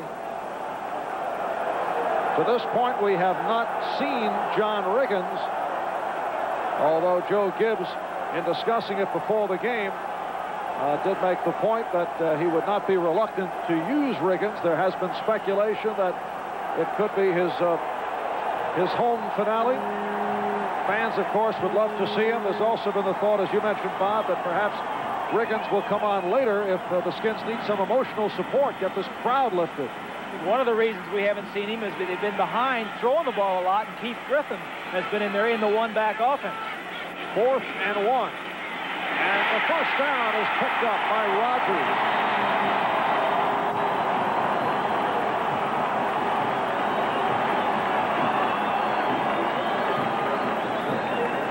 George Rogers, who ran for 150 yards last week against the Eagles, now, as you see, 46 yards, 18 carries, and has the first down at the Cincinnati 22.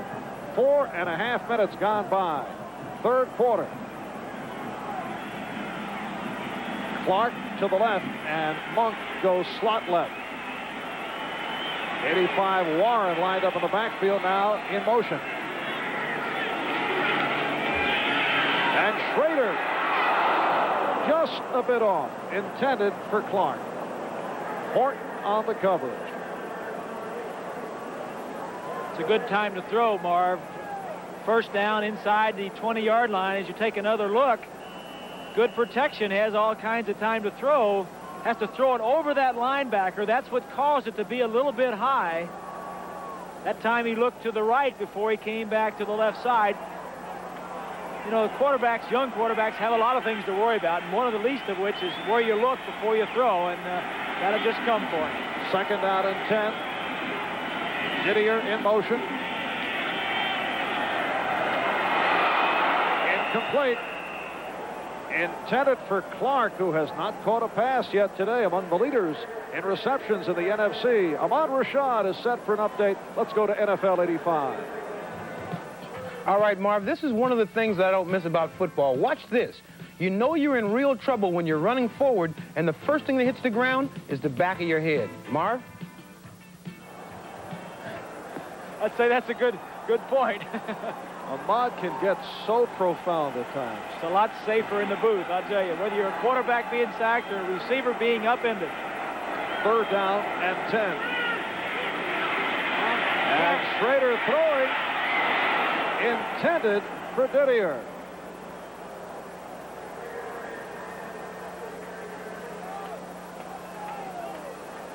Well, that time, Marv, I think he threw it to the wrong man. He should have thrown it to Clark because Clark had single coverage. This time, Didier attracts the crowd. 4 Bengals around. Really, 3 defensive backs have an opportunity. But if he would looked right and thrown back to the left side, Clark was open on a corner pattern in the corner of the end zone. And James Griffin able to get a piece of it. 39-yard field goal attempt now for Mosley, who hit from 45,431. 149th straight sellout at RFK in our nation's capital. Marv Albert with Bob Greasy. And this is Steve Cox kicking to Mike Martin and Stanford Jennings. It is Martin out to the 10. 20. Across the 30-yard line.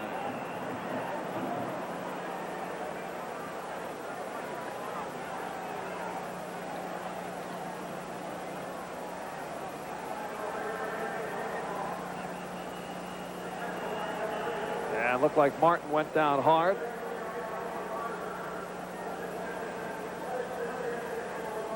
Ball spotted at the 32. And the Bengals will go 1st and 10 from the 32. Martin apparently is all right. 9:40 remaining in this 3rd quarter. And Washington has closed the gap. They were down at one kickoff and trying to walk it off in front of the Cincinnati bench.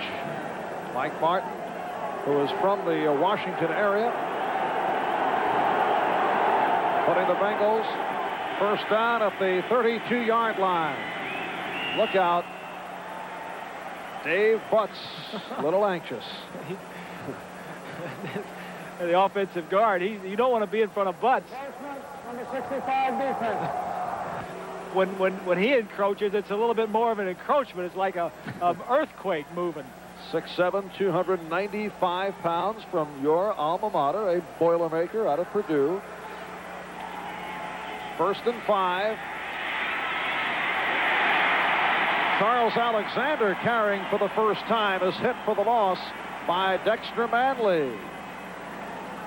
Kind of feel the momentum of this game has changed, Marv, with the Redskins doing very well their last few possessions and the Bengals having some problems. They have not scored since 24-7. The Redskins scoring the last 13 points. The Bengals' last 4 possessions, an interception and 3 punts, all 4 plays or less each possession. 2nd and 9 off the loss of 4 by Alexander. And Esiason looking for the 1st down. He threw a head fake, but he's short of the 1st down at the 40. Monty Coleman able to cover up. And there's the Babe warming up again. Babe Laufenberg has been up and down behind that Washington bench. Ask Babe who won the Old Oaken Bucket this year. Did he ask you what is that? He certainly did. He knew what it was, but you don't. No, I do. It's the rivalry between Indiana and Purdue. Obviously, he was an Indiana quarterback, and the Boilermakers winning that bucket again this year. It has been a tradition in my household. I ask for films of the game the following week to check it out. 3rd down and 2 from the 40. And it's Alexander with the 1st down and some more. Charles Alexander, a big man at 6'1", about 230 pounds, getting outside for 18 yards and a 1st down. Alexander coming on for Kinnebrew. Here's a reverse right here. Here's Alexander. He's going to get the ball, but the man they fake out is right here. He's going to see the fake and come this way, and Alexander is going back the other way. Watch the linebacker on the right. As you see, the play action goes that way. He says, oh, it must be a sweep that way. Wait a minute. It's going the other way. That's a film study. Sam White puts it in a critical situation. First down at the Washington 42. And Esiason throws deep for Collinsworth. Covered by Wilburn. Barry Wilburn replacing the injured Vernon Dean at the right cornerback position. The Redskins have thrown a lot of passes to Art Monk.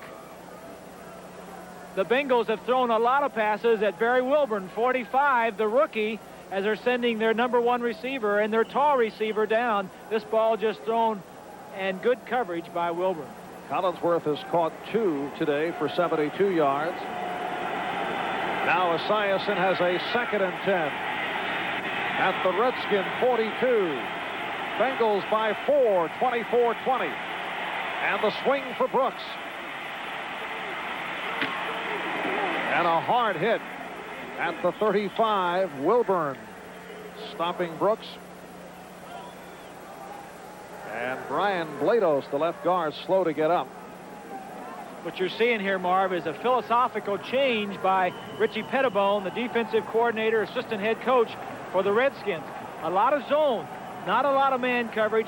They've been burned in the first half, in the first quarter, actually, so they're playing it a little bit more conservatively and not taking as many chances. Blados now going to the Cincinnati sideline and replaced by Bruce Kozerski. Defensive plays against Sam White's his offense.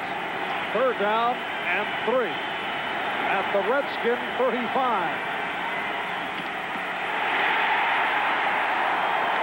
And Neil Okowitz putting the hit on to stop Stanford Jennings.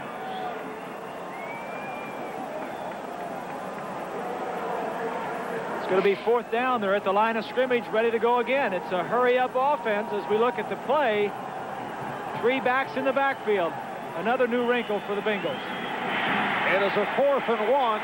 Cincinnati going for it from the Washington 34. Brooks looking to make the turn, and he stopped. Darrell Green came up to make the stop.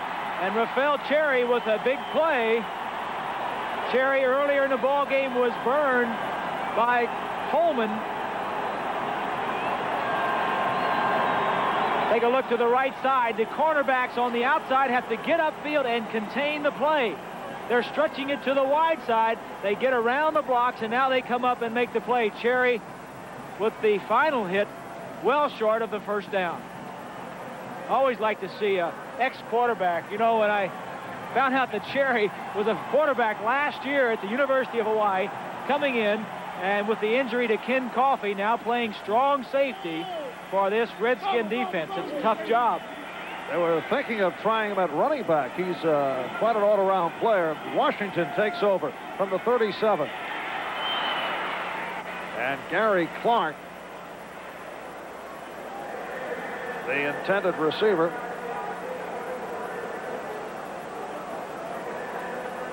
We talked about the momentum. We showed you what the Bengals had done.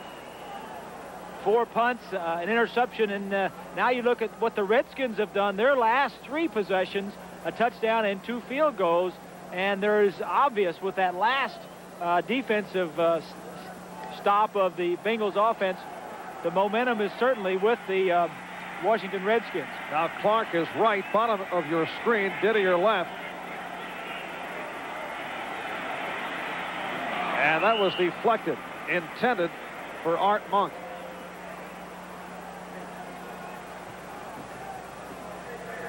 Third and 10 coming up for Jay Schrader. Jay looking to the sidelines. I didn't like that play, and I don't know if I like this one as we take a look at Dallas ahead of the Giants, but Schrader getting the calls from the sideline, and I think this is a good move. You know, you see a lot of teams calling the plays for the quarterbacks now. It takes the pressure off them, especially young quarterbacks. I think that's one of the reasons you're seeing the young quarterbacks being so successful in the league this year. Schrader is 0 for his last 7. 3rd down, 10. And has the first down. Gary Clark with a 14-yard pickup, his first catch of the day. John Simmons, the extra defensive back, on the stop. When Ahmad was doing that update a while back, I said it's safe in the booth. This is one of the reasons it's a lot safer right here.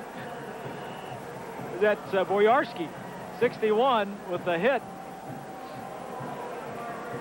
Jerry Boyarsky, who is a street fighter type player and usually likes to maul the opposition. Schrader with that cracked rib probably re-injured it on that play.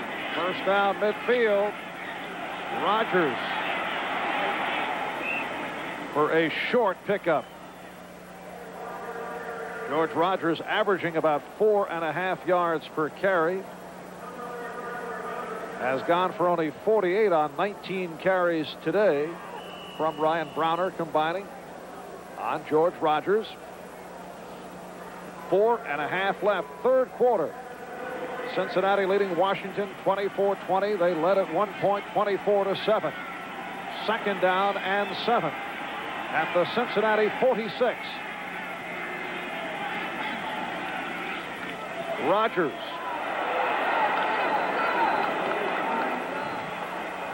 Boyarsky and Edwards right there.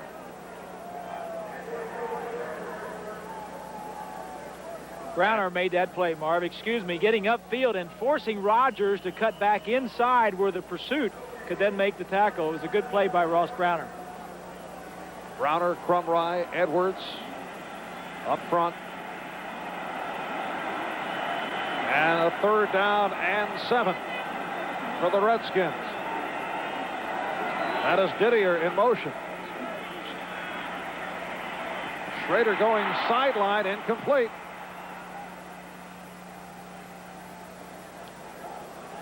Clark, the intended receiver. This is one of the things that the switch in quarterbacks has not changed from Joe Theismann to Jay Schrader. The little sprint out, the little rollout that the Redskins use, a lot of teams are using it, and it's good to get the quarterback outside the pocket and give the defense a little bit of a change-up and something else to look at. Here's Steve Cox, one-time Cleveland Brown. He was signed as a free agent back on October the 1st when Jeff Hayes was injured. And he'll punt from inside his 40. Mike Martin is back.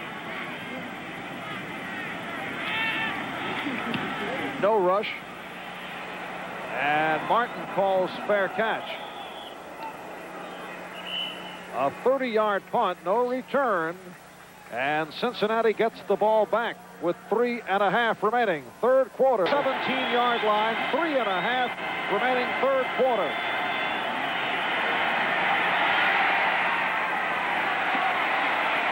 Rodney Holman off the swing pass. Stopped by a combination of Curtis Jordan and Darrell Green. Rodney Holman has been very much part of the offense today, number 82. Take a look at the offensive line, the big offensive line. 3 number 1 draft choices as we look at Remington, right in the middle, the center. Blocks for a while and then goes out on the screen. Gets a good block on Okolwitz, number 52, to help spring the running back on the play. 8-yard pickup. And now Max Montoya shaken up. Brian Blados, who left during the last series and was replaced by backup Bruce Kozerski, is back in there, but there you see Montoya.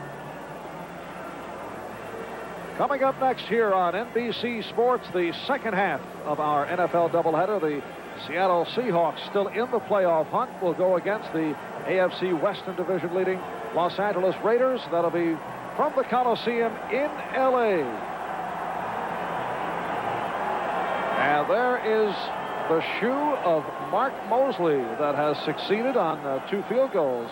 One from long range. He hit from 42 yards out. And he's keeping his kicking foot warmed up with that little warmer on his little booty. But there's been some conversation around the league for a lot of years that he had some illegal equipment in that shoe. And well, obviously that wasn't the case. Bob, you wear one up here in the booth. Certainly do. 2nd and 2. And it's Kennebrew. close to the first down. Butts and Cherry on the stop. And that's Rich Malott.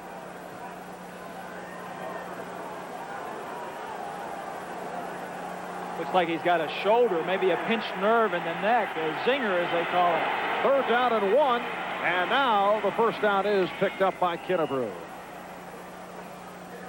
Bengals waste very little time between plays. Well, that was their hurry-up offense. They have the ability to do that. You know, one of the reasons, as we take a look at Malott as they look at him on the sideline, one of the reasons the Bengal offense is so tough is they have the quickness and the speed on the outside, the bigness and size in their offensive line, plus they have the power runner in Killebrew and the shake and bake runner in James Brooks. First down from Cincinnati's 31, and flags are thrown. Cincinnati is averaging 28 points a game. They are second in scoring in the NFL to the Chicago Bears. False start, number 82, offense. That's the tight end, Rodney Holman.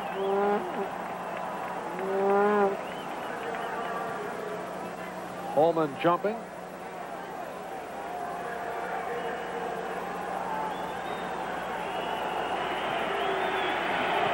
First down and 15 back at the 26. A bullet for Brooks. And let's see what they call it. They say incomplete. Neil Olkowitz with the hit on Brooks. Redskins going more to a zone defense, Marv. They've had enough of that man-to-man coverage.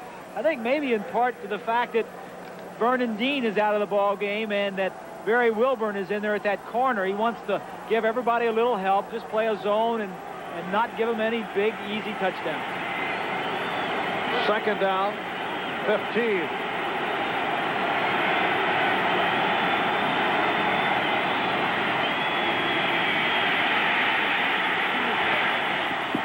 Oh, a dangerous pass intercepted by Cherry.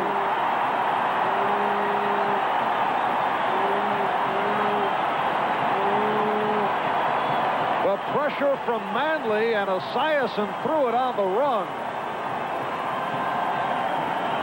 And Cherry gets even for some of those passes they've been completing in his area a little bit earlier. As we see the designed sprint out to get Esiason outside the pocket. He throws it on the run because of Manley. Now the receiver doesn't come back. That's Collinsworth. Cherry sees the ball all the way.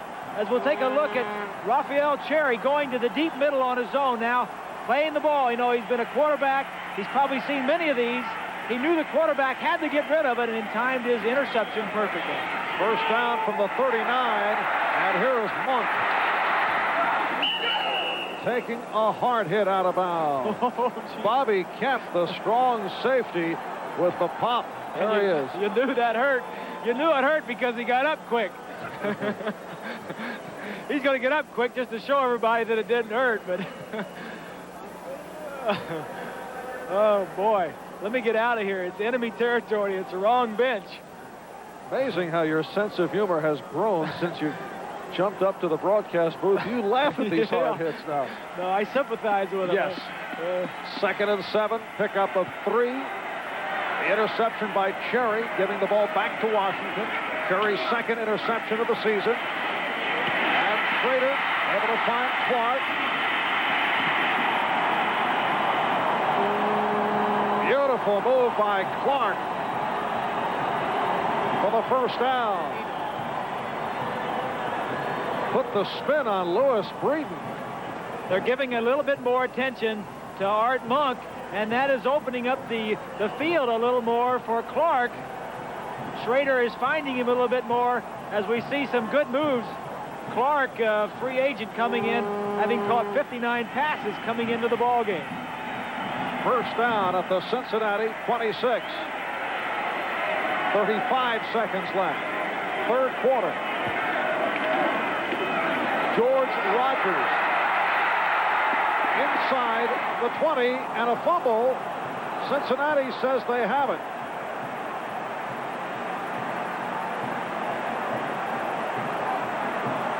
We'll wait for the official indication.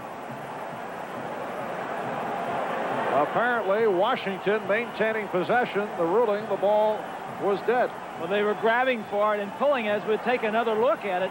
I think you're going to see at the end here, they're fighting for it on the way down. It's Boyarsky, number 61, having a bit of it, but they were on the ground when it came loose. Cincinnati locker room as we get underway in this fourth quarter. George Rogers, fumble, coughed it up. And again, Washington able to hang on. But the Redskins have had all kinds of fumble problems. They have lost 3 fumbles today. And coming into the game, Marv, they had fumbled 19 times and lost it 14, as opposed to their opponents fumbling it 24 times and only getting it 8. So when they fumble, they lose it, and when their opponents have been fumbling, the Redskins have not gotten on it, and that is one of the reasons why their turnover ratio has not been as good as it should have been in the past. Keith Griffin has come on, replacing George Rogers. And this is Griffin. Jerry Boyarsky on the stop. Redskins have fumbled 5 times in all, and they have lost 3. Well, that's been their pattern this year. When they fumble, they lose it, and when the opponents fumble, they have not been getting on it. I'll look at the stats through 3 quarters. Not much rushing on either side. 2nd down and 7. Down to the 13. Bengals lead by 4. Play action. Schrader goes for the end zone, and it's broken up. Reggie Williams on the deflection and then tried to pick it off. 3rd down play just ahead. Cincinnati.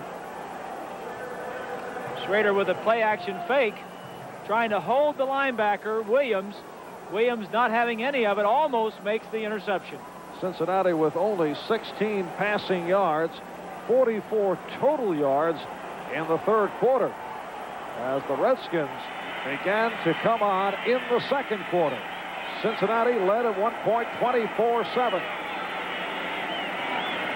3rd and 7. Touchdown. Clint Didier.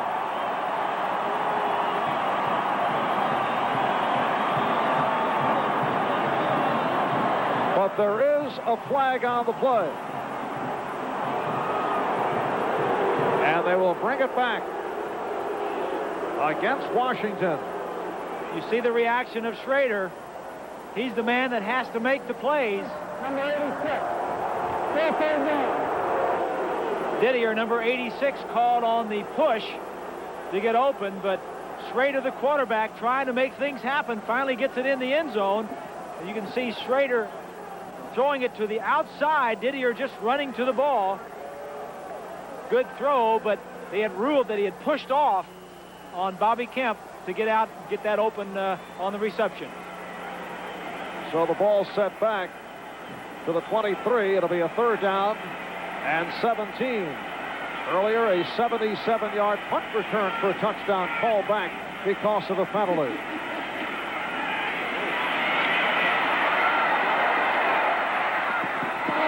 Incomplete. Intended for Clark.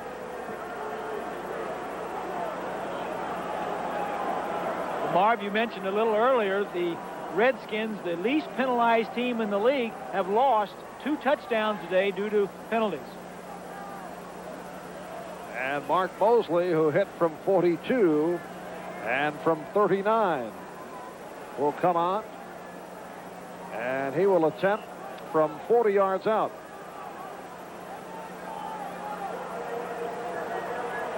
Last week, Mosley went over the 1,300-point mark. Only 7 players in NFL history have reached that plateau. And this one is no good.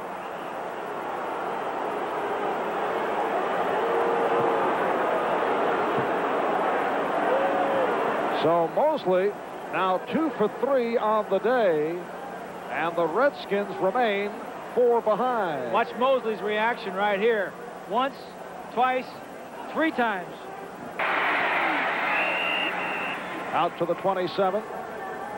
Rafael Cherry, the strong safety, and Neil Olkowitz combining on the stop. What has happened to the Cincinnati offense?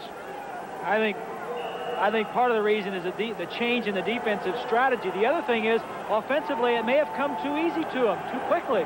24 points, they may have thought they could do it any time, and now they're struggling. 2nd and 6. And again to the ground, and Kennebrew is stopped by Malott. I think the other thing, Marv, is that defensively they're up against a pretty good defense. There's Redskins number 3 in the entire 28-team league in defense, and so you weren't going to keep scoring on them the way the Bengals were doing early in the ball game. 3rd down and 6 for Boomer Esiason and the Bengals. Richie Pettibone in the middle of your screen sending his signals in. And there's Brian Blados returning to the Cincinnati sideline.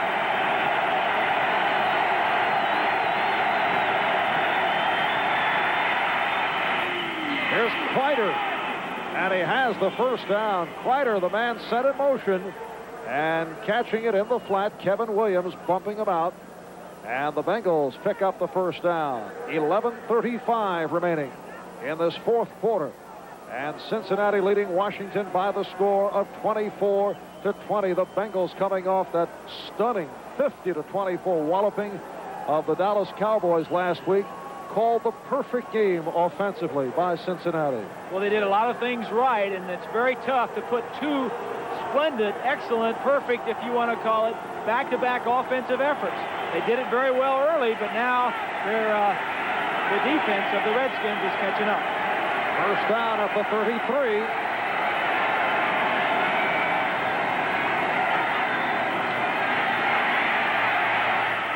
Here's Brooks. To the 39, he picked up 6. It'll be a 2nd and 4. Mel Kaufman bumped him out. James Brooks averaging 5 yards per carry. 12 touchdowns in all this season. Show you what they're doing. Linebackers here. He's going to drop back into this zone. Another linebacker.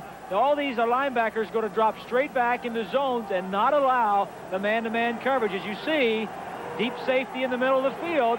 That's the change in philosophy for the Redskins in the second half.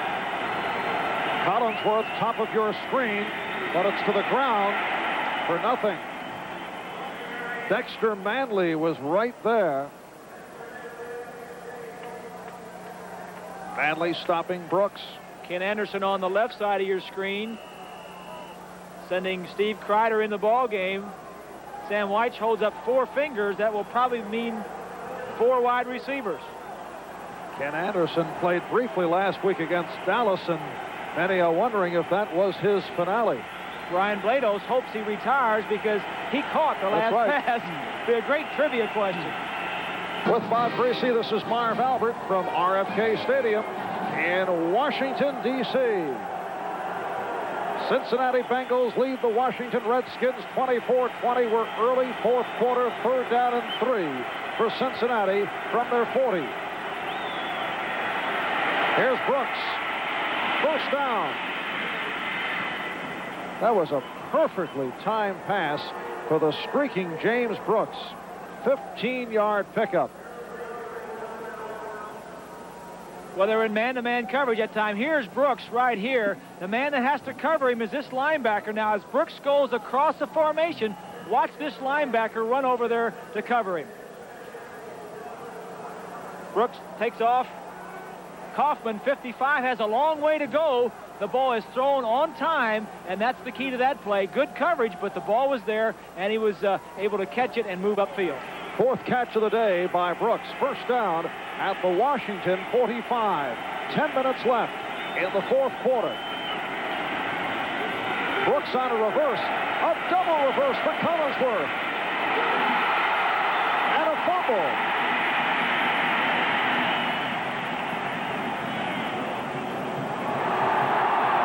Redskins seem to think they have it. Collinsworth on the fumble.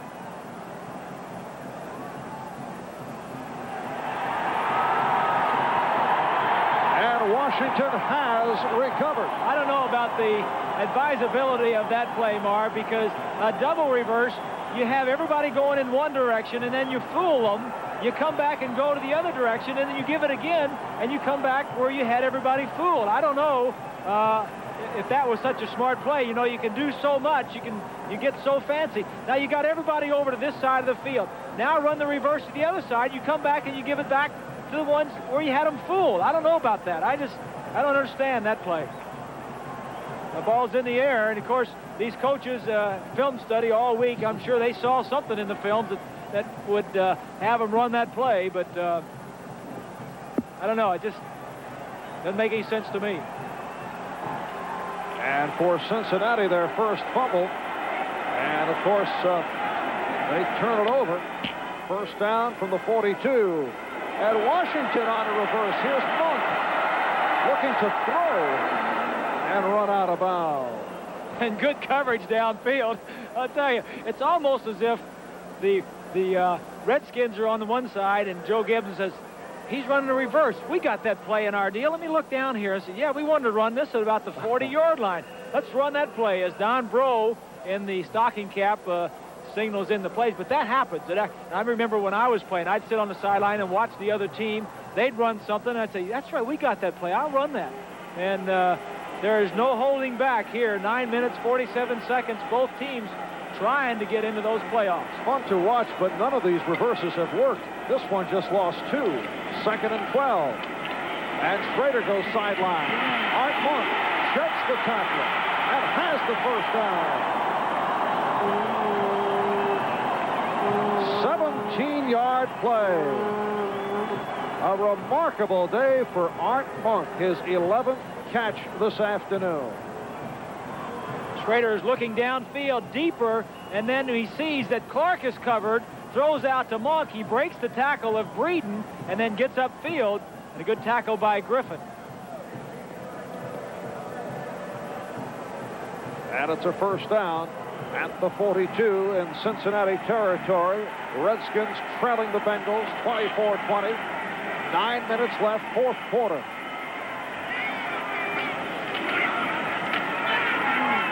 Keith Griffin. Jerry Boyarsky on the stop. Picked up a yard on the play. Jay Schrader, who took over for the injured Joe Theismann, has won 3 of 4. I tell you, I don't know who thinks up some of these signals, but they got to be great. You know, it just builds on and on and on. I mean, you have these basic signals to begin with, and then you want to add, you tell receivers or blocking assignments, and you start, that little shake could be a shake. Give him a choice. You can go one way or the other. 2nd and 9. A bullet thrown by Schrader again. It is Monk. And Breeden on the tackle, but short of the first down. You know, sometimes the more elaborate the signal, it's going to be a pass. Right here is Monk. As the tight end will go straight down, Monk's going to come down, and you'll see a big open area here in the middle of the field. He comes back. Now the tight end's going to clear. Look at the middle of the field where the umpire is, wide open. Just good coverage on the play, but the catch ties a club record for Art Monk. And that's the most catches as a pro in a single game for Monk, his 12th of the day. 3rd down and 2. Otis. George Rogers with a burst for 34 yards.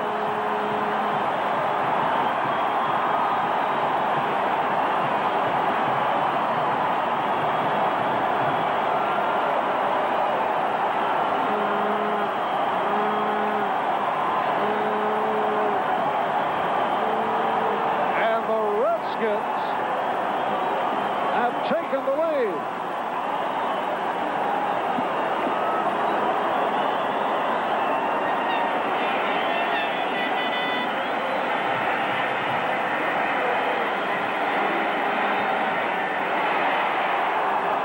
Mark Mosley adds the extra point.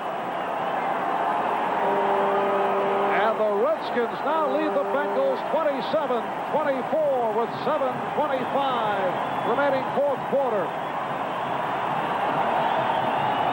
Let's take a look. Now watch the offensive line. They'll just be straight blocking all along the line.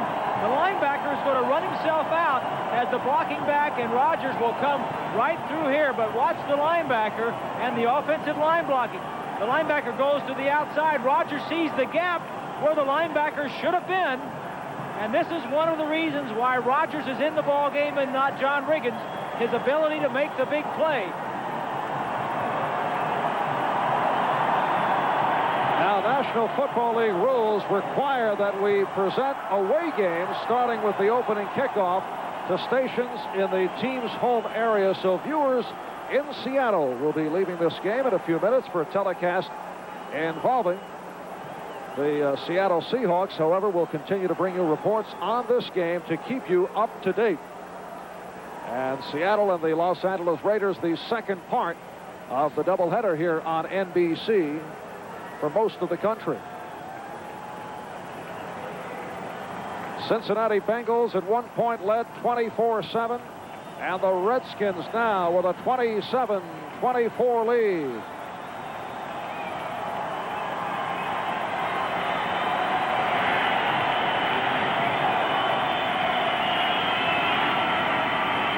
The kickoff by Cox, taken by Mike Martin to the 10.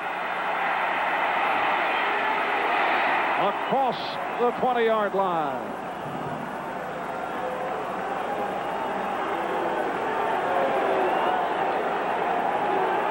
Let's go back and take a look. 53 Bostic, 63 is McKenzie, 91 Zander gets blocked, and Rodgers is right up inside, and no one is going to catch him. Redskins staying with their game plan, coming back. Great effort to take the lead in this ball game. First down from the 23.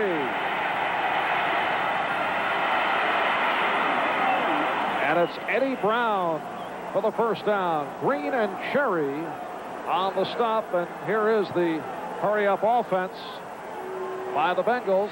They actually call it more of an at-the-line offense. It's not a hurry-up. They don't rush. They just line up, take their time, and call their play. First down from the 40.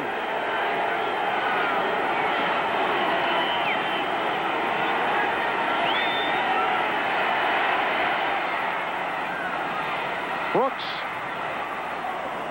out to the 47, met by Monty Coleman. Clock running. We're down to 6.5 left, fourth quarter. Redskins by 3, 27-24.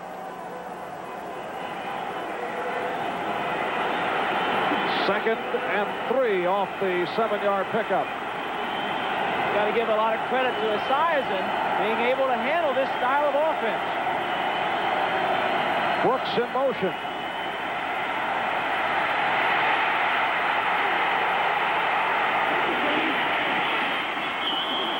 Incomplete.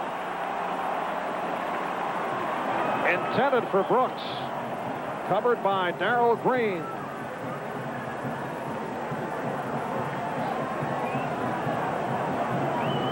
Esiason makes a good choice. Watch the linebacker right here as one of the backs come out of the backfield. The linebacker is going to step in front of the receiver coming out. Now Esiason, if he throws this ball, the game is over. You see him pump right there, and then he held on to it. It's a third down and 2. Intended for Collinsworth. Barry Wilburn covering Chris Collinsworth.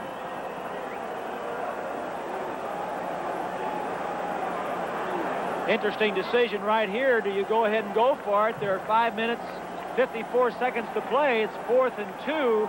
Or do you go ahead and punt it away and hope that your defense stops the Redskins offense? Well, Pat McAnally, who did not punt the last time Cincinnati was in that situation, suffering a hip pointer, is back on the field. Jim Breach punting the last time, and here's McAnally. So Cincinnati will punt from the 33. And Darrell Green is back.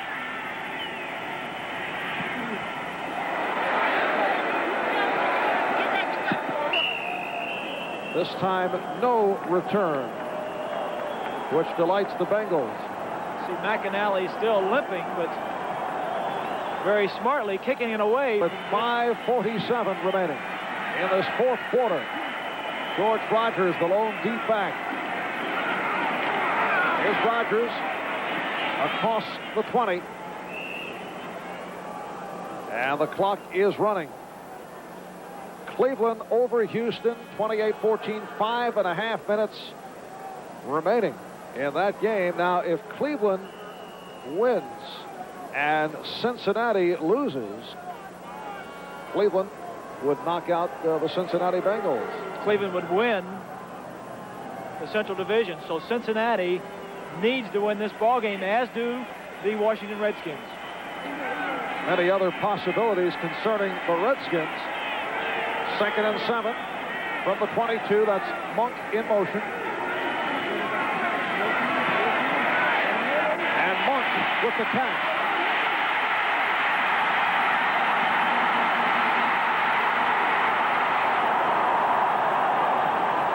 And run out by Kemp. Good block by Gary Clark. A 40-yard pass play.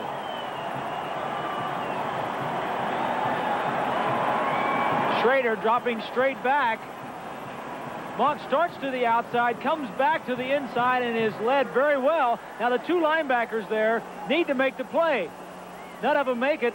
Number 50, Cameron, threw at him, but that Monk gets a step on the linebackers, the defensive backs, and makes it a big play out of a short completion. Art Monk, who came in second in receiving in the NFC, has had a sensational day. First down at the 37. Hard driving move by Keith Griffin. Simpkins, Ron Simpkins, and James Griffin on the stop. It'll set up a 2nd down and 3 at the Cincinnati 30.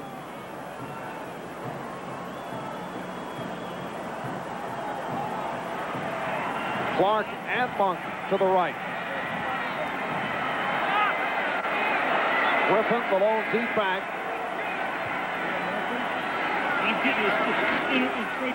Here's Griffin. And he has the first down.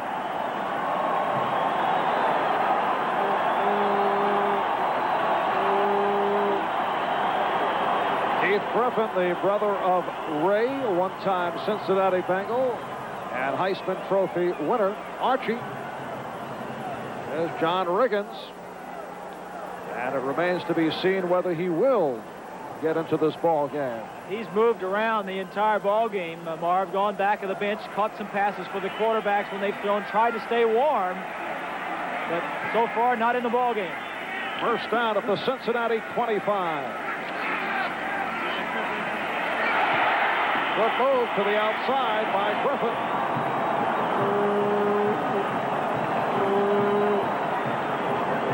Horton and Zander on the stop, but the Redskins using that clock. We approach 3 minutes remaining fourth quarter, and Washington in front 27-24. You know, there's been a transition with the Washington Redskins. As I looked at Keith Griffin, he's doing the same job that Joe Washington used to do. Schrader is in for Theismann. You have Rogers in for Riggins, but it's the same style of offense, the same style play, different players in those positions. Didier in motion, and Griffin this time cut off. Ron Simpkins with the hit. And you could see with that big hit, all the other Bengals in the area looking around the ground for the fumble. Third down play coming up. 3rd down and 7 at the 22. This will be the 7th play of the drive, and Griffin has carried the previous 4. The go-ahead score, a 34-yard touchdown run by George Rogers to put the Redskins in front 27-24. They have come back from 24-7.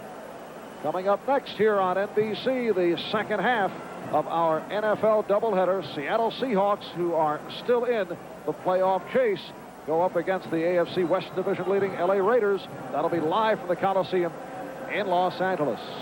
Win for the Raiders would clinch the AFC West.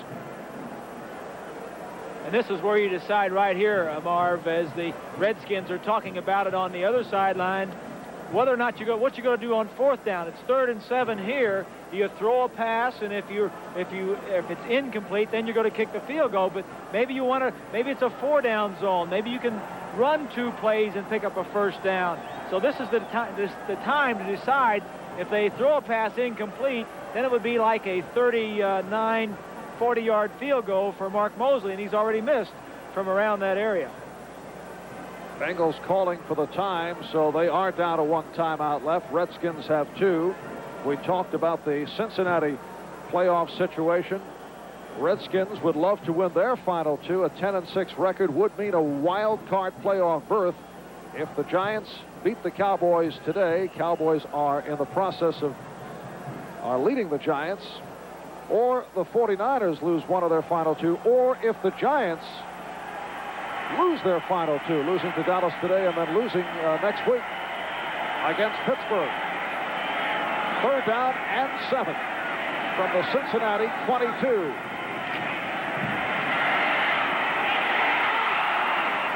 It was nearly picked off, intended for Clark, and Ray Horton was all over the ball. Bengals were coming. They were blitzing. Clark on the outside is going to run to his inside as the 2 receivers cross, hoping to give the defensive backs a little bit of a problem, but Schrader, under pressure, threw the ball a little bit behind him. He was wide open. And here is Mark Mosley, who hit from 42 and from 39, but missed from 40. This from 39 yards away, looking to give Washington a 6-point lead. It is no good.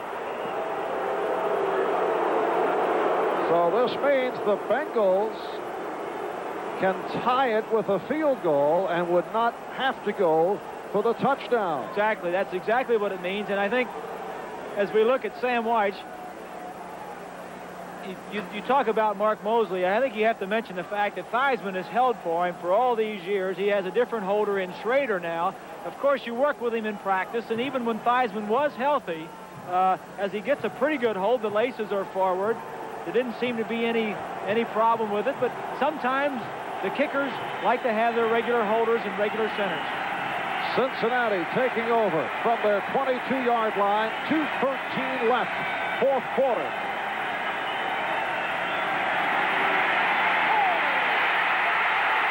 And Esiason got it away. Esiason in big trouble, but able to come down to Breach, looking to tie this game. His longest of the season from 53 yards away. You saw Breach just turn that kicking net around. He wants to kick into that kicking net the same way he's going to be kicking the field goal.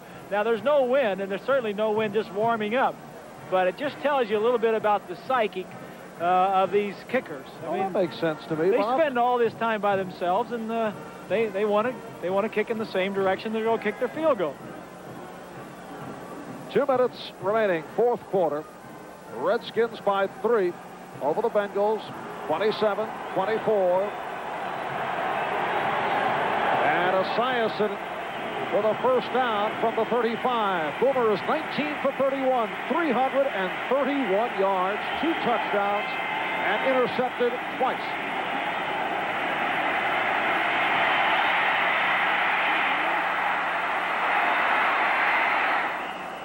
And he runs it out just shy of the first down marker, pursued by Dexter Manley. Coming up next, following the Bengals and Redskins, the Seahawks and the Raiders from Los Angeles. Second part of the doubleheader here on NBC. Clock stop, minute 51 remaining, 4th quarter.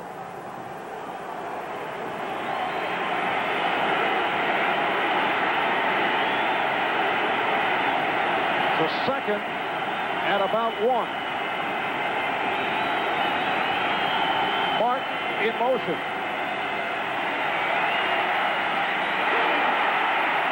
And Brooks and Kaufman collide. The same play as Kaufman is hurt. That ball was almost picked off. In fact, Kaufman thought he was going to intercept the ball. We showed that play a little bit earlier. As you see, 21, Brooks coming this way. Now Kaufman is coming with him. He's shadowing him right there, man for man, and he thought he had the football. Almost picked off. And they're both going full speed. That did work earlier with Brooks accelerating. Ooh, what a collision that was. 3rd down and 1. And Kennebrew has the 1st down. Clock is running. Down to a minute 35. In this 4th quarter, Washington leading by 3.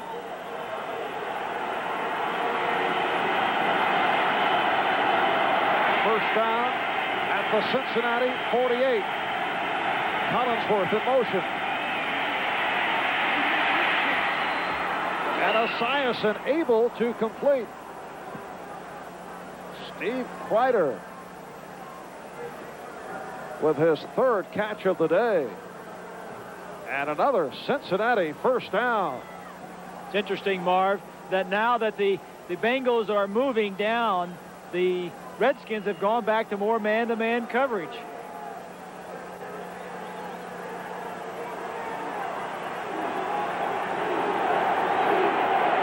Minute 13 remaining. 1st down at the 41.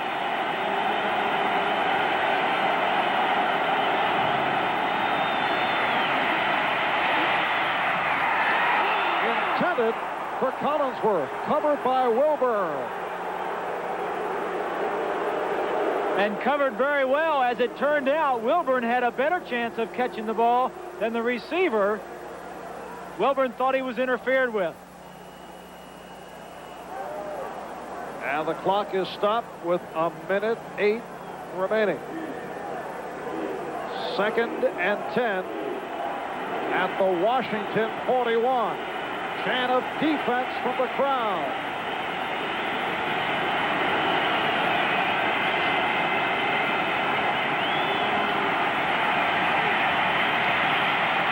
Esiason couldn't find anybody.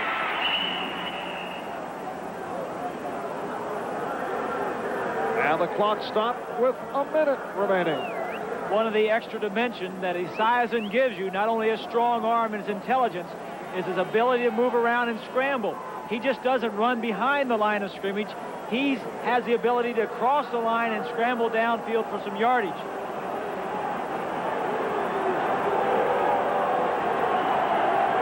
It'll be a 3rd down and 4 at the 35 as Breach continues to prepare.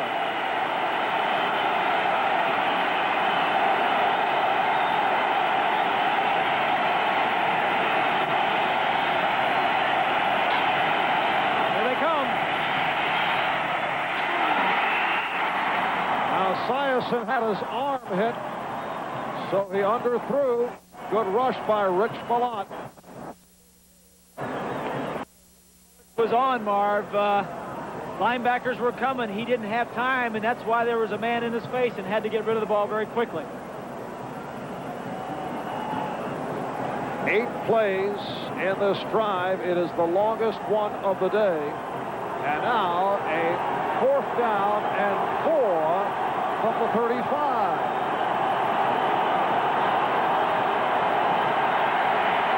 They're going for it.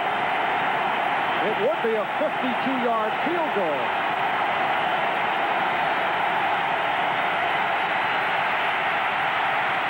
And picks up the 1st down. Again, Kreider, who has been the money receiver, coming up with the catch. And it'll be a 1st down for the Bengals at the Washington 27-yard line. Bengals have 1 timeout remaining. And we are down to 30 seconds left, 4th quarter.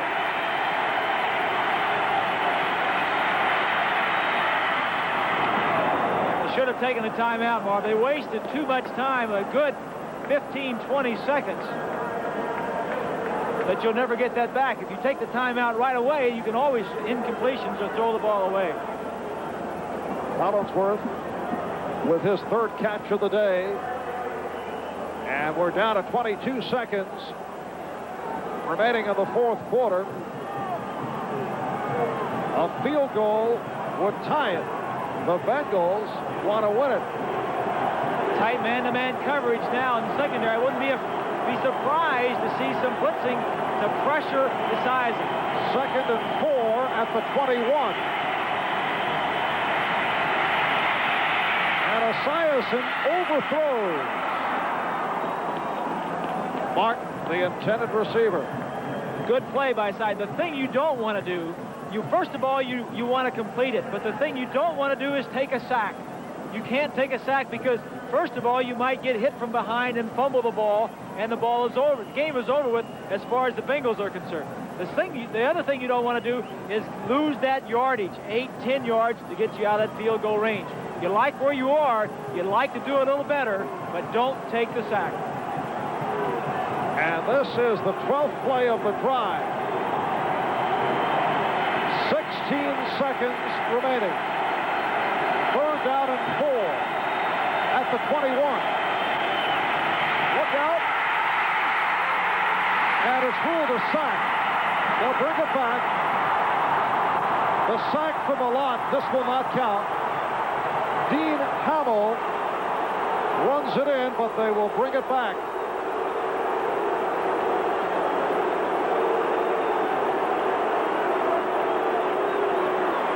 The thing we said all the way back at the beginning of the show, Marv, was for the Bengals to win, their offensive line had to give us size and time. Joe Gibbs now is complaining with... Well, he's talking to Wayne Sevier there, the special teams coach. The Bengals have sent their place kicker onto the field, so it's going to be a field goal attempt. It's 4th down. They have to try it here, but the thing you didn't want to do happened, and that is they took the sack. Sizen shaking his head saying, I never saw him coming. I thought I had some time. And Gibbs indicating call for time with 12 seconds remaining. Washington with their 3rd sack of the day. Jim Breach hit from 38 yards away in the 2nd quarter. I mentioned his longest was from 53.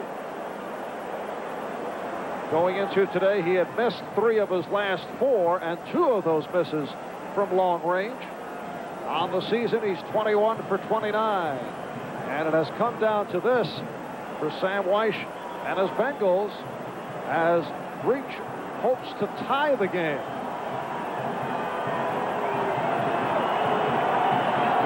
Breach in his 7th season out of the University of California, attempting from 51 yards away. Steve Kreider will hold.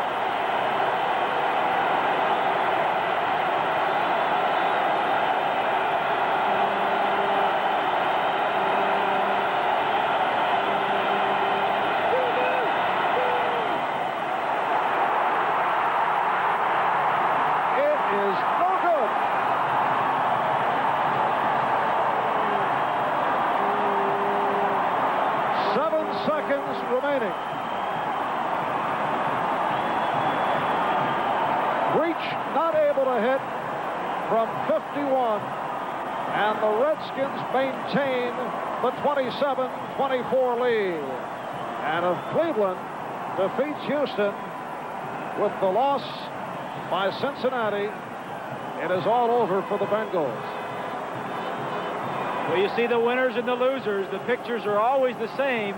It's just the faces that and the names that change on the back of the jerseys, but there's only so many that can get in. And you look back to the earlier games that you may have lost in a close situation and said, we shouldn't have put ourselves in this situation. And Washington just runs it out. So despite A sensational day for Esiason, 22 for 37, 357 yards. Despite that early 24-7 lead, the Redskins come from way back to beat the Bengals 27-24 and stay alive in their chase for a wild card playoff berth.